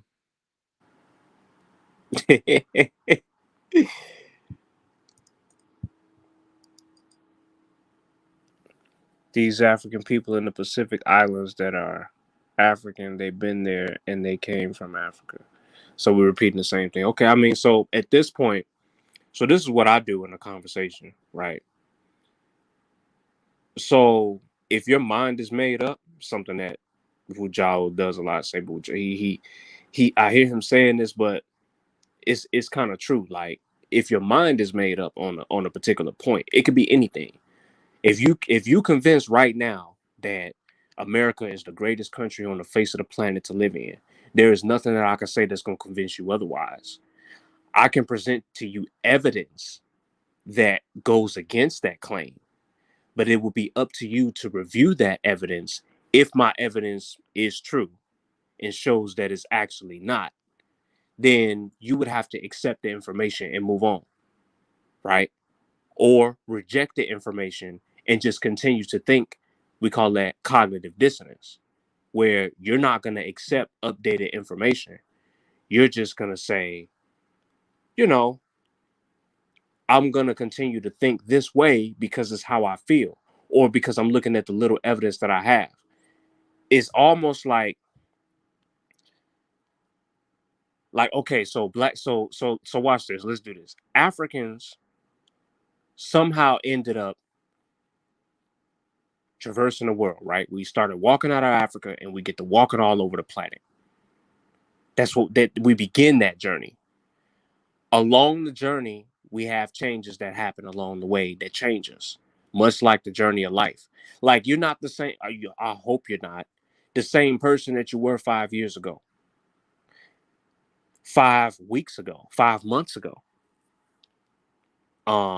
You shouldn't be, because I know that within the last 10 years, I went from being Rasta to being, to trying to find whatever West African religion I wanted to practice, to now I'm not practicing nobody's religion. Don't mean I don't study it, but I'm not practicing any religion.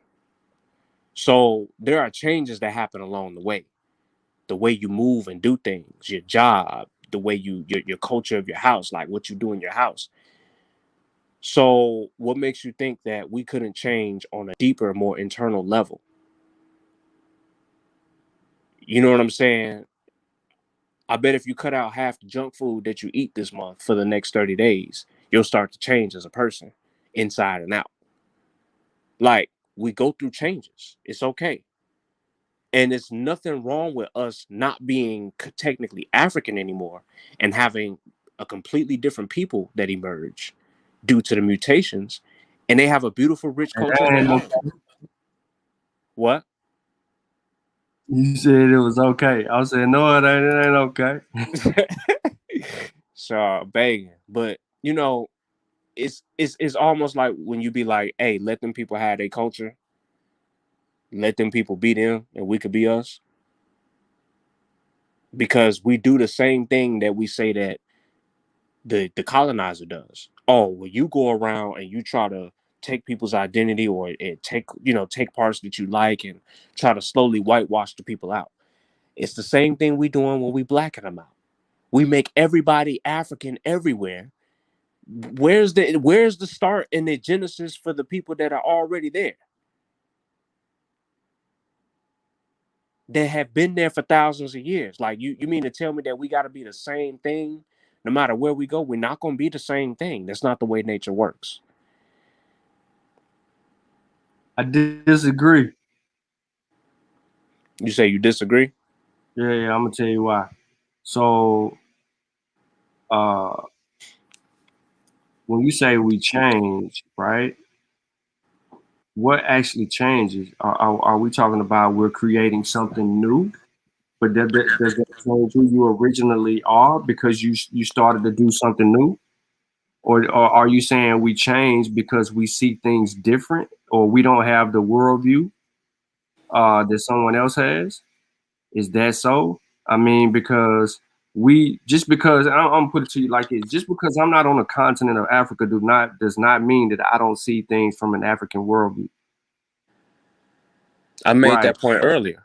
Yeah. So what I'm trying to say is we don't change. We just see certain things. We accept certain things because people are changing around us. Like, we do more accepting than we do protecting.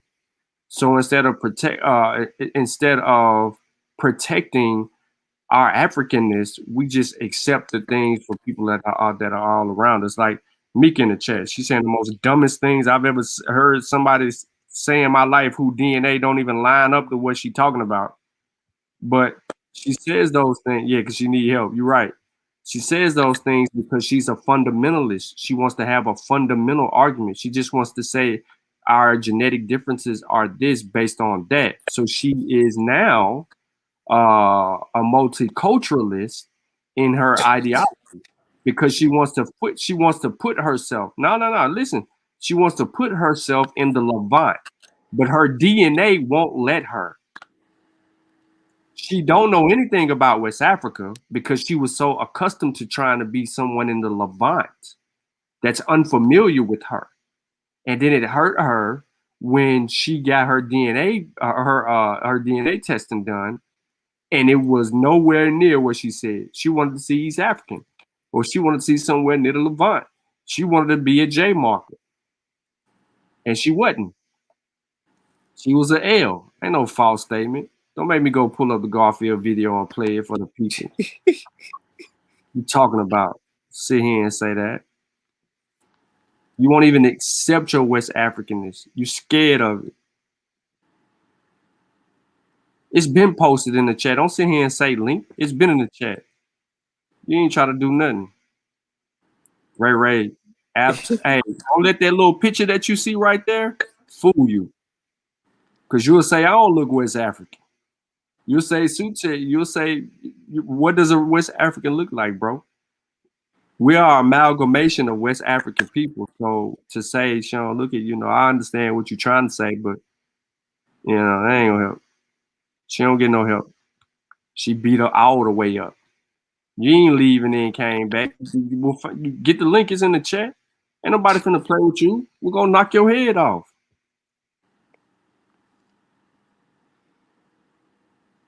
Vice versa, right? Everything you just said applies to y'all, right? Who is y'all? First of all, we're not Polynesian. Who we are not nowhere near over there. Genetically speaking, we have no identity to none of those people. I know exactly who we are. I can go around the map and I can identify it not only with genetics, but also with culture, with also customs, with also tradition. That's why I don't have to make up anything. I'm not a hyperdiffusionist. I clearly make the distinctions. When people say we these people, I say no, we're not those people. But see, that's what I was talking about with the word change, Sean. Because something happened where we stopped doing things the way we can look around and identify musically, dance, food, face paint masquerade, fishnet raffia, cowrie shell, right? When we stop seeing that. And if nowadays we look internally, we can take a sample of who and what you are, and we can see the story that it tells of not only culturally why you see things differently, but here is why. This is the food that they're eating. This is what grows in that area. In terms of what's going to create your haplogroup, what we talk about genetically, show us Africans being indigenous to the islands that we call Samoa, Hawaii, or the Philippines. Shout out to Manny Pacquiao. Show me that. Because them people don't identify as African in the Philippines.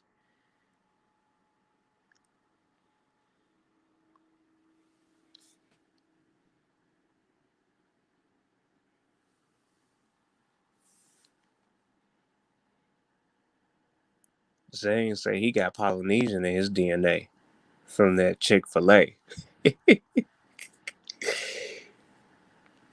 Zane is crazy, man.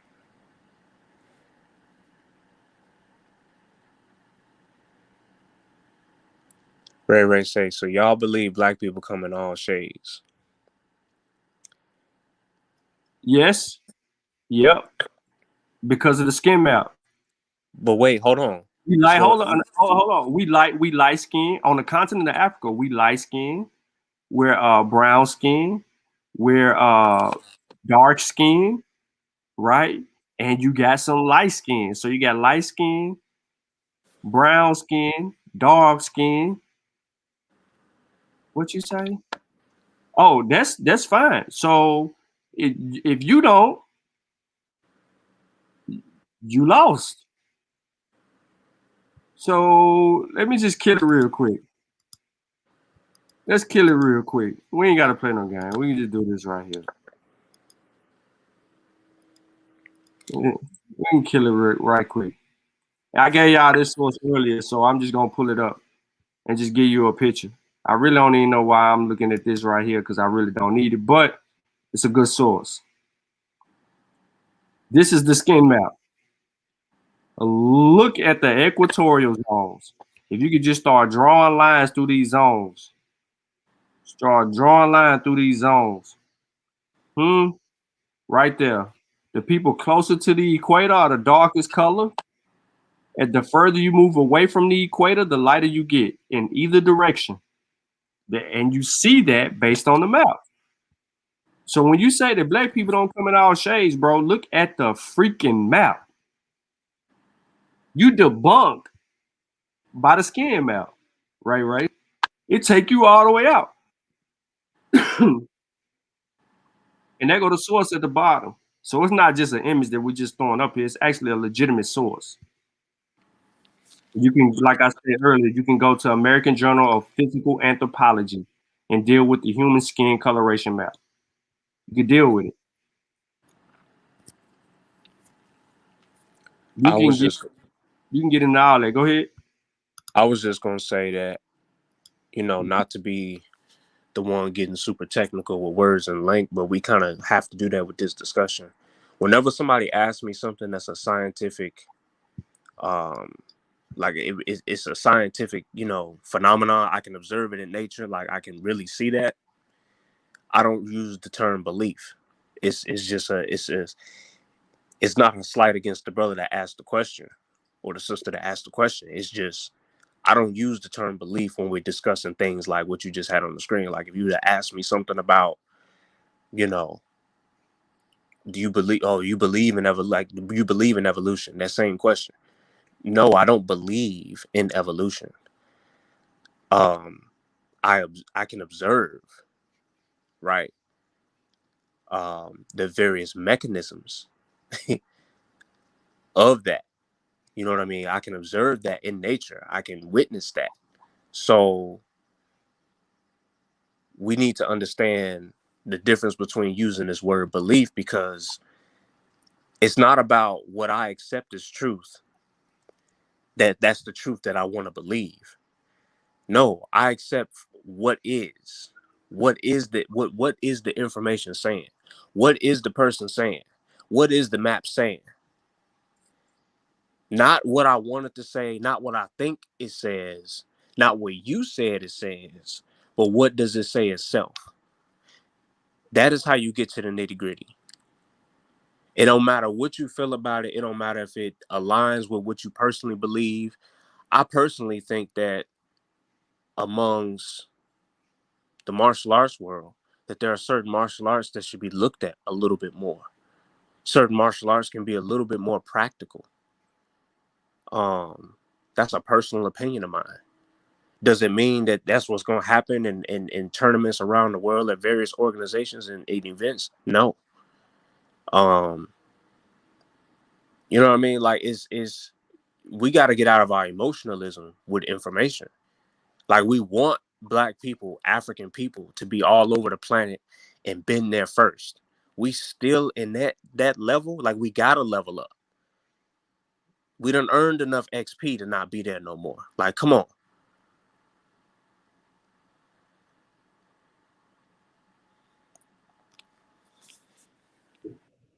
Hey, brother Mathis, though, man, our minds aren't made up. Like, if you can show us something that's gonna defeat what the current genetic data is, then go ahead. But you got to do that first.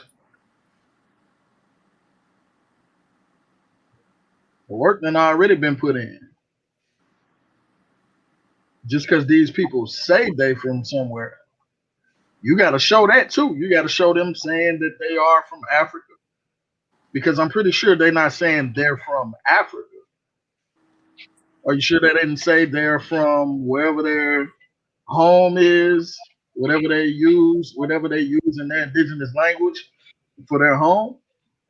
Because Africa is the continent.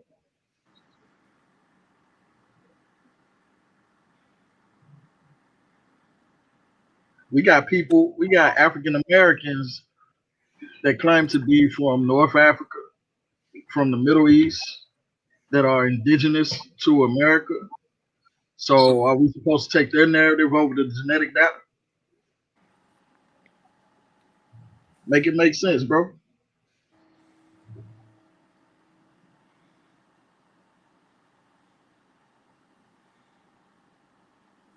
And when do we start getting the, not that we have to go into that, of course, but like when we start talking about people claim people are Africans, okay, like you said, the words and terms that they're using, when do we start identifying the landmass as such, Africa or whatever we're calling, India? When we start to get those kind of terms popping up in history? Generally, what languages are we looking in? So it tells you what time period we're talking about. So, you know what I'm saying? Because you'd have to go and do a linguistic analysis of cultures that old, whatever culture you claim, Polynesian culture, whatever culture that you're saying is African culture, really. You have to go into their language and look at the terms for the largest landmass identifiers in the language. Like they got a word for, your house, they got a word for everything, right? They got a whole language. So they have a word for identifying that landmass that they living on. Or it's so big, like in Africa, where we're not necessarily going to find like, oh, this is just this word from these people. Like you got to go in and do some work to find what these people were calling the land and what was the land considered in what scope of what conversation. See, people don't talk about that. The Aboriginals. What were you calling this landmass that we're calling the continental United States of America? If you always been here. Hold on, let me say something real quick, Ray. I'm gonna tell you they didn't mix. They didn't mix. Now, why can I say that? Because I can go to West Africa and tell you that it's still people on the continent that ain't even seen a white person. It's people in West Africa, somewhere in the forest area, that just now seen them in the 20th century. And they've been there since the 15th, 14th, 15th, late 14th, 15th century. So basically what I'm saying to you is that we know when admixing started to happen because we can just go in ancient Kemet and look at the admixing when they start happening based on all them foreigners coming in and out of there. And the shades began to change during the different dynastic periods. We can go to North Africa and we see a clear distinction between the people, how they look in North Africa than they do in the Sahara. So, and culturally speaking, these people wasn't mixing with one another because they looked at each other totally different. And they were sticking to their own. They saying this in their own words and their own writings. See, when you study history and then you study the science, it bring it all together. So no, I can clearly say that they wasn't mixing. And then you're gonna be like bull crap, and I'm like, okay, so in 10,000 years ago, who were they mixing with in Central Africa? That same 10,000. Who was West Africans? Who was West Africans mixing with 10,000 years ago? What about South Africa 10,000 years ago?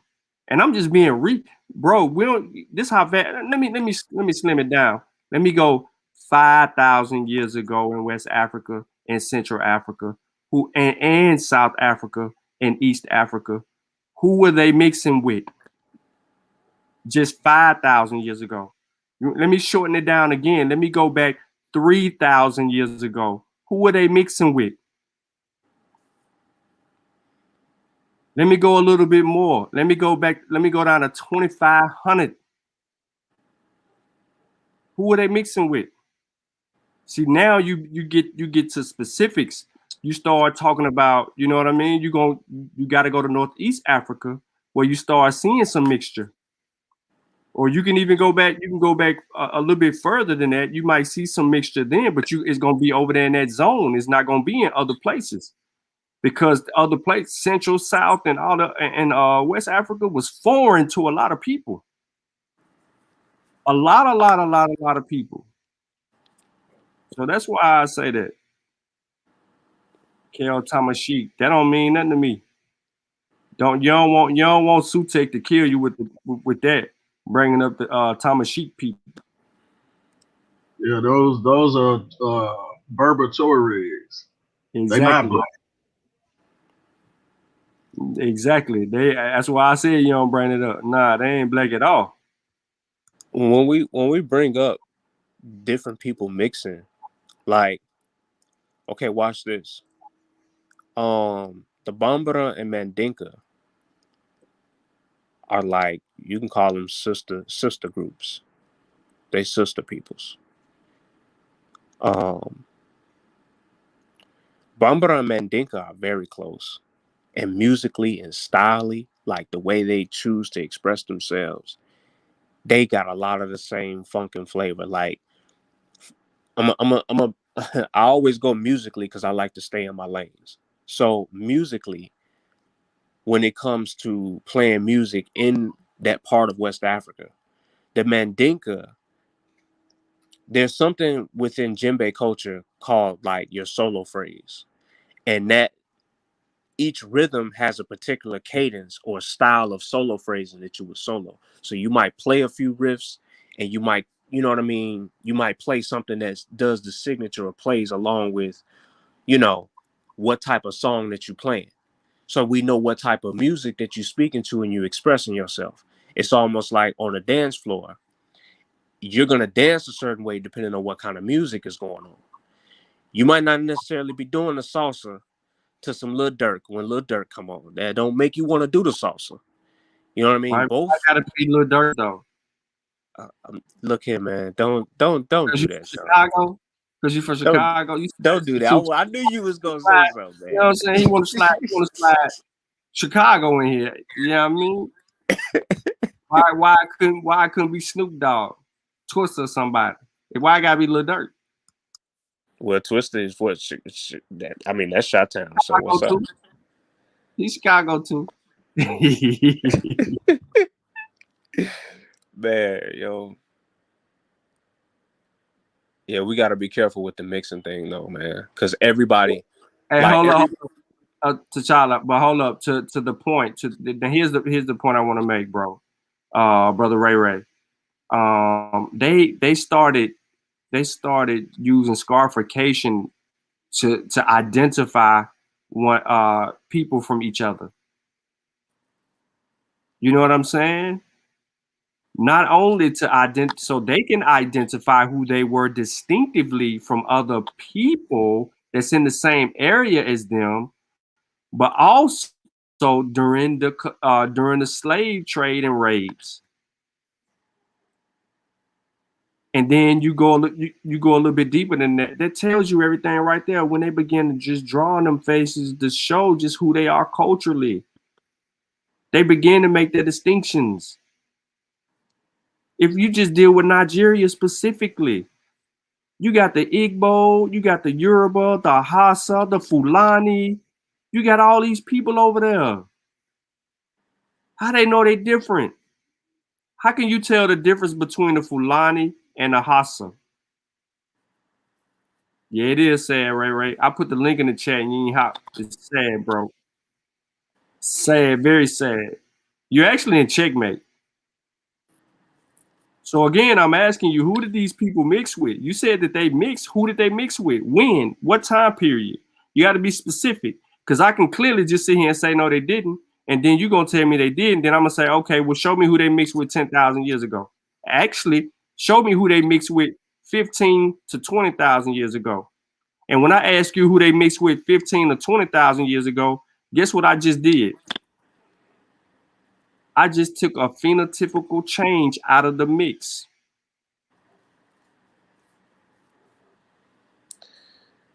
we got to be careful about mixing and using that word. The reason why I brought up the different music is because we still have a clear distinction to this day of Bambara, Mandinka. We got a distinction. So it's not so when we make the conversation, they mix. It's like they just amalgamated the tribes together automatically. Everybody just mixed with everybody. We're not seeing that. Berber Tuaregs, they are who they are. They not the Bambara and Mandinka that I'm talking about. Can they have some of that in their bloodline? Bro, look. He said he know they heavily mixed people look like. Show and prove, bro.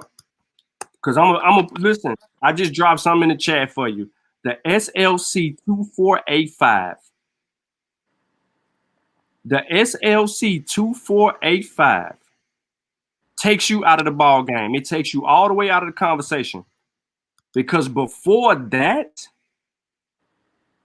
what you got?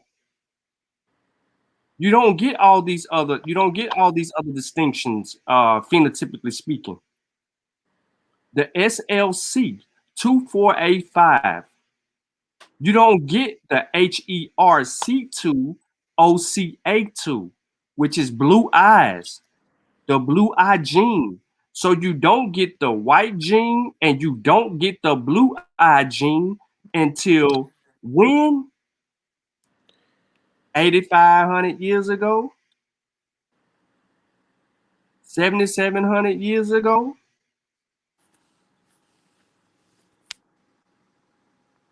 So who were they mixing with? Neanderthal?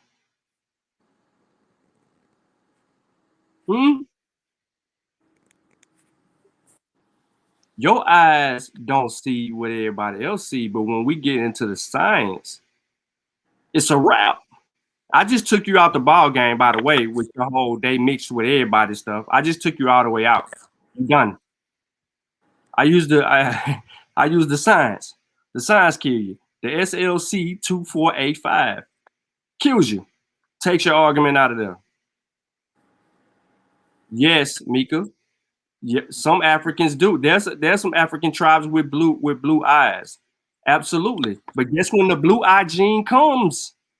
The blue eye gene comes 7,700 years ago.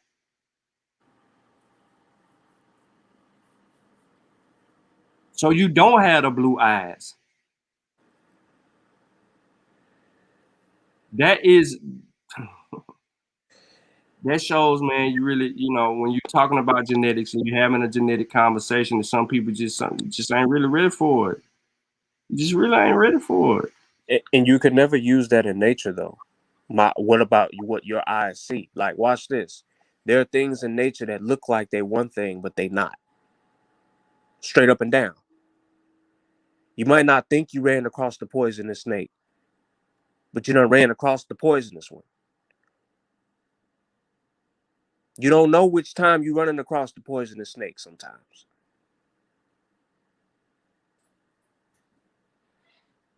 Watch this. There are some lions that grow manes in Africa that shouldn't, according to what we think. There are female lions that grow manes in Africa right now. So we can't use the excuse of what I see with you look at it, oh, that's a male lion. No, it's not a male lion. It's a female lion with a mane down there in Botswana. We can never use what I just see. That's why science relies on the data. I don't care about what you saw. Show me the data.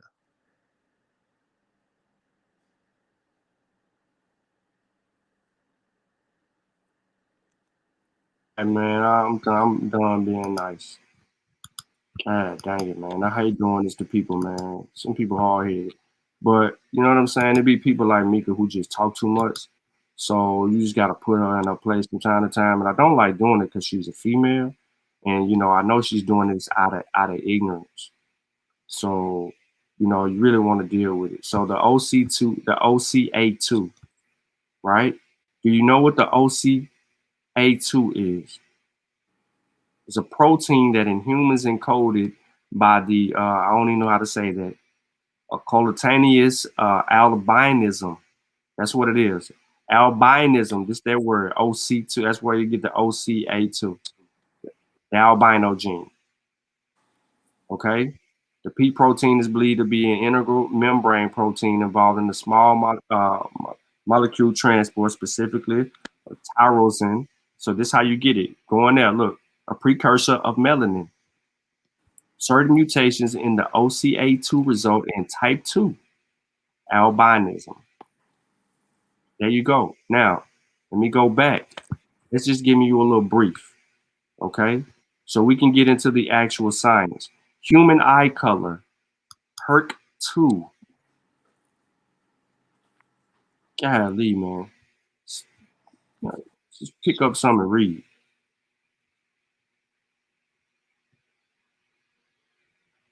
Herc 2. This is your blue eyes. The blue eyes. You can just go anywhere and just pull something. You want to be more, you want to get some more up-to-date information. There you go, nature. There you go. Right there. Look at it. Last year. Deal with it. I'm going to give it to y'all. I'm going to give it to y'all. I'm going to give you another one, too. I'm going to give you another one. I done wore this Science Mag out so much. It's crazy. It's ridiculous. There you go. Both of y'all are familiar with the skin gene. I don't care nothing about who you talking about. You and whoever did what. Apparently, you didn't learn nothing from them. You need a student. You need to go back to your teacher, get your notepad out, and listen. Don't go over it with them. Slow down and listen to your teacher.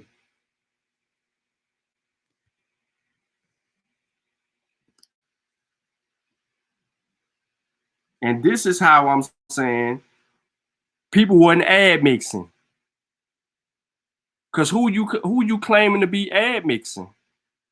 If a certain gene didn't even exist, and then if you go back and you look at basically the let me go back. If you go back and look at it, let me pull it up. It's called go look up the light skin. Go look up light skin. Just pull the Wikipedia article up and look at light skin. And it'll take you through. You'll learn certain things about things you never knew before. You think I'm playing? Come on, man. We ain't just got one person to actually do a little bit of studying on everything on dealing with like skin tones and all that. I'm gonna tell you a perfect person that you could actually learn a lot from. He don't say much. Nahisi. He just sit back in the cut and let y'all think that he don't know nothing. But he actually know a whole lot. He actually writing a whole book on the subject matter. Here go your skin, here go your gene right here. You see it all up in here in Europe. You see it all up in here. Look at it. It's all over here. The OCA2, the albinism over here. You see it all over here. So I'm just trying to understand when you say certain things, like who are you talking to mix it with what? And then when you get into, because this was a good one, if you just go to light skin, you look at this and you just deal with it, it'll give you some nice, interesting stuff that you can sit here and learn from. Just off of this. And then you can go and deal with the actual sources. It's going to take you all over the place. Man, this thing be going in. And that's why, I just be like, all right, y'all think we don't be like, we really don't know what we're talking about? Variations in the SLC24A5 gene account for 20 to 25% of the variation between dark skin and light skin populations of Africa, and appear to have arisen as recently as within the last 10,000 years. So in the you got to remember Homo sapiens 350,000 years old. So you're talking 350,000 years old on the continent of Africa, and then you're dealing with something more recent, 10,000 years ago. See what I'm saying? So you deal with it like that. And I'm going to say these people were rejecting the admix because it was against their culture. They saw people that look like me and you and even shades darker than us as slaves. They seen the people in the Sahara, the Sudanic people, which is just being black, is what the foreigners labeled us. The people in the Sudan and the Sahara, enslaved them. Those people in North Africa was enslaving us on the backgrounds of that. because they didn't want to do farming and all of that. That was something that we needed to do for them. They sold us up in the Iberian. So they made distinctions earlier on with their little skin color. So you need to go sit down and listen to your teacher and quit trying to involve yourself in these conversations you ain't ready for. Look at Sosa, where my burgers at. This is like calling the Doberman and the Rottweiler the same when they're not. They both come from wolves. They both come from wolves. You don't get a Doberman or a Rottweiler. They both come from wolves.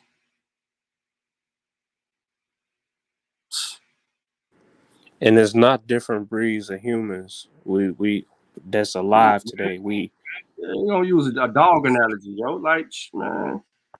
we different. Like so all humans now alive can mate with each other. Like somebody from the Philippines can mate with somebody from London, can mate with somebody from Australia, wherever.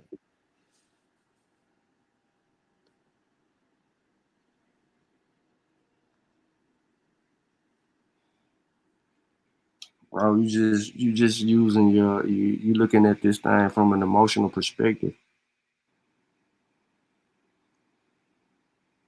That's why I gave y'all the actual gene. See, like you just talking in the chat, but I'm actually giving you the actual science. Like when you dealing with like that whole skin stuff, bro, you ain't ready for that conversation. You ain't really trying to have. I just dropped the link, by the way, for the lioness with the mange. Y'all thought I was over here tweaking. No, I was being for real.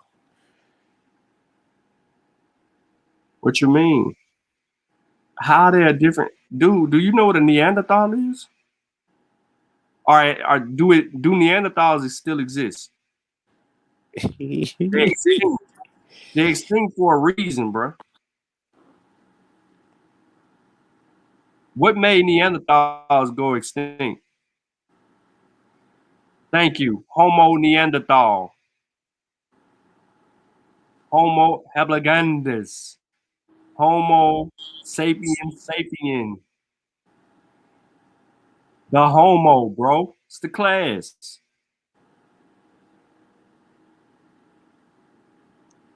Now we gotta go back. We gotta go back and deal with. Dang, where Ujawu stuff at? We gotta go to the Amaras. We ain't gotta do that. We ain't gotta do that. I don't waste my time pulling that stuff up. Yeah, pause. My bad. Pause on that. The homo is the genius.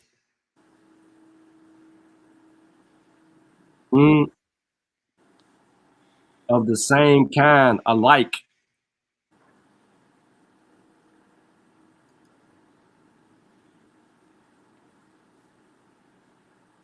Golly, man, this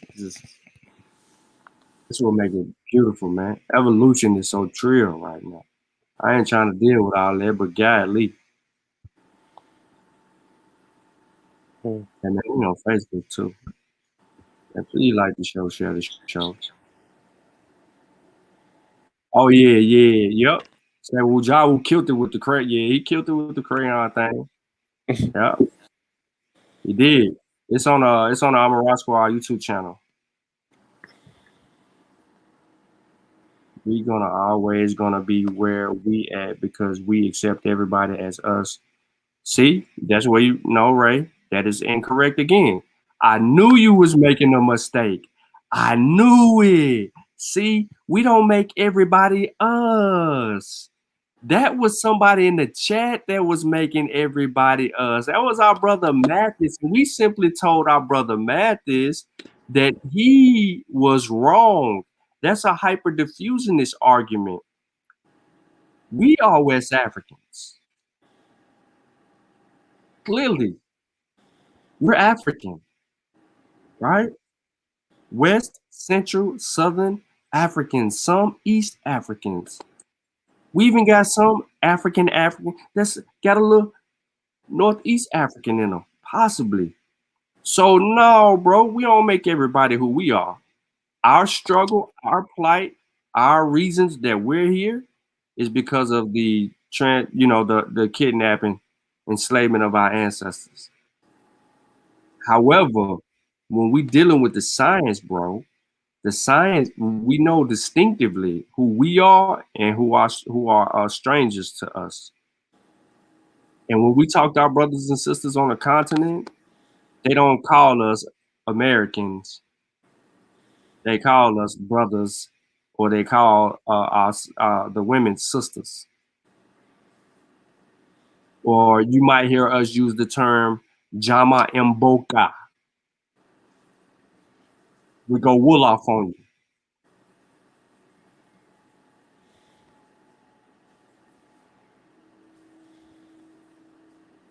Thanks, Sosa. Yep. So nah, bro, we don't we don't claim that everybody is us. That's the wrong. I knew it. I knew there was a disconnect. So now I understand why you was fighting so hard to say what you were saying.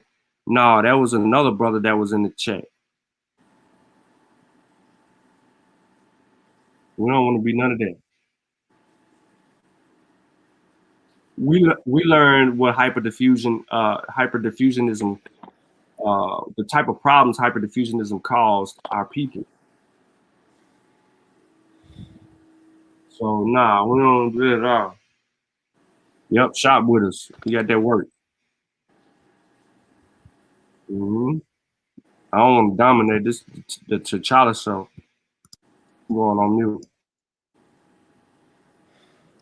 It's all good, man.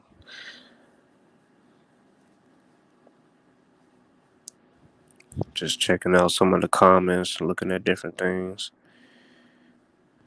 Anybody got any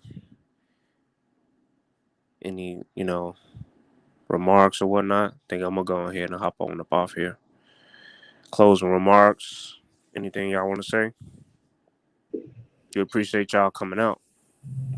Nah, man, I'm gonna say the same thing that I just said in the chat. Make sure y'all come shop with us. We know y'all stimulated, or y'all about to be. So we know you got some checks. We know you got some cash laying around. So come shop with your brothers, man. We don't ask for donations. We don't ask for something for nothing. And we've had plenty of opportunities, but we refuse. We refuse. We reject that. If you want to contribute to this cause, then we have merchandise for that. We don't want something for nothing. We have books. We have plenty of publications. We have 54 deck of quiz cards. We have clothing brands. We have laptop sleeves, hoodies, masks, all that. So if you want to support, that's the way that we need you to do it. And even if you can't do that, the least you can do is like and share the show. That's all we ask. We appreciate y'all.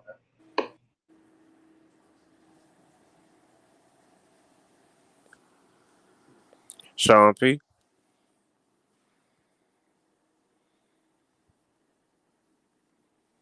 Yeah, man. We appreciate everybody tuning into the show. What up, Akhenaten in Hotel? I don't know who alt page that is. But I appreciate everybody tuning in, man. You know what I mean?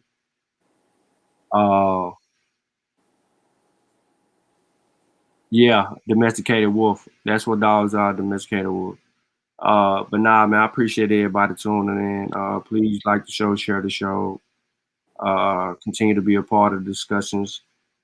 Subscribe to our YouTube channel. Go to KofiPieSideTV.com. Check out our work over there. We got videos, quizzes, a whole bunch of learning going on. And you also can purchase products from us in the learning market. Leave us some feedback, some reviews on our books. If you have any of our books, please go and leave a book review at KofiPieSideTV.com /learning market. go in there, review, give us a review, whether you like the work or not. If you had some contentions with a chapter, whatever, you know what I mean. We appreciate any feedback. That's something that we haven't been pushing, but you know, we're trying to get that feedback. Also, look forward to other learning experiences. Like I said, this was the T'Challa show. It came out the blue, based on some stuff that showed up in his feed that he was just trying to dig into. And look forward to new projects from us. As Cuffle would say, we always got new projects coming out and working on new things. And that check out, you know, make sure that you tune into the Mossy Warrior Clan YouTube channel where you'll see me with Signs with Sean. We may get into that. I kind of laid off of it as heavily because when you got 100 and what, I might be overstating it, but over 100 million plus vaccines administered. You know what I'm saying? I think my job is well done. I'm gonna continue to fight the fight because of the pseudos and all of that. And you know, until we get to that herd immunity point, I'm gonna continue to do the actual shows and we'll let the science talk. We really ain't got to do nothing because people arguing old arguments. So I don't see a need to continue to address a lot of the things that have been addressed. I do want to make fun of Rizza Islam and his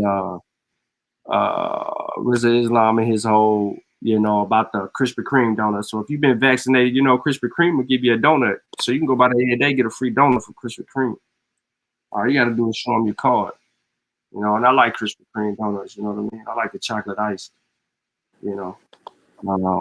That's my thing. But man, continue to support. Please, we need your support. We don't cash app it up, or we don't, you know what I mean, tell you to donate, but we are heavily in working on trying to stay in Gambia with the Gay and Gyro Skills Academy, where we have scholarships. We want to expand the scholarship amount. So we want to give out multiple scholarships. And the only way we actually do that is with our book sales and our product sales and even our clothing line at familyapparel.com, where you can get all the merch from all of our lines, from Niger Valley Civilization and Boca Brand, Kofi Pie Side Research Team, and Coffee and Cookies, and the Mossy Warrior Clan. You can get all the merch right there at familyconnectapparel.com. So shop with us, man. We are just putting that money back for the people who actually have purchased our stuff. We put that money back into our people. You know what I mean? That, you know, that those funds furnish the scholarship of a young sister in the Gambia. You know what I mean? And we got 2 publications for people who first time hearing this. We got 2 publications in the continent, in the Gambia. Yep, in West Africa. Now, many of the people that's in the States can say that they have books in libraries, in a library in West Africa. And we have 2 books. And, you know, and they're getting ready to do another writing essay. I don't know where they at on that one, but I'm sure they're going to be preparing for that. But volume 2 is a little bit more of a read that they got to get through. So we'll see what all comes of that, hopefully in the future. And one day we look to get over there and bring y'all some footage from the ground. But like, again, that all comes back to, you know, are we amassing the amount of support that allow us to be able to do the things that we need to do? You know? So I know Sutek dipped on us. He said peace to everybody, man. Shop with us. T'Challa, I can close it out, man, but it's on you. Peace to everybody. We appreciate y'all coming out. Yeah, man. Like and share the show. Peace, fam.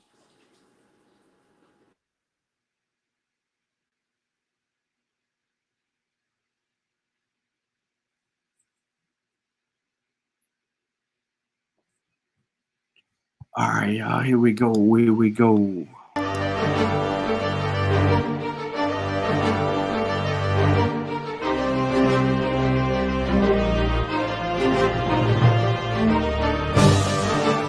Log in to KofiPaisaTV.com and get Spears of the Mossy Volume 1 by Kofi Paisai Research Team, from Spears the Pen Volume 2 by Kofi Paisai Research Team, Spiritual Combat Volume 3 by Kofi Paisai Research Team, One Night Before Bed by Any Harek Shun Calfunny, Kalawa's Trip to the Motherland by Kofi Paisai, From Cocaine to Consciousness by Any Harek Shun Calfunny, As I Learned, We All Learn by Kofi Paisai.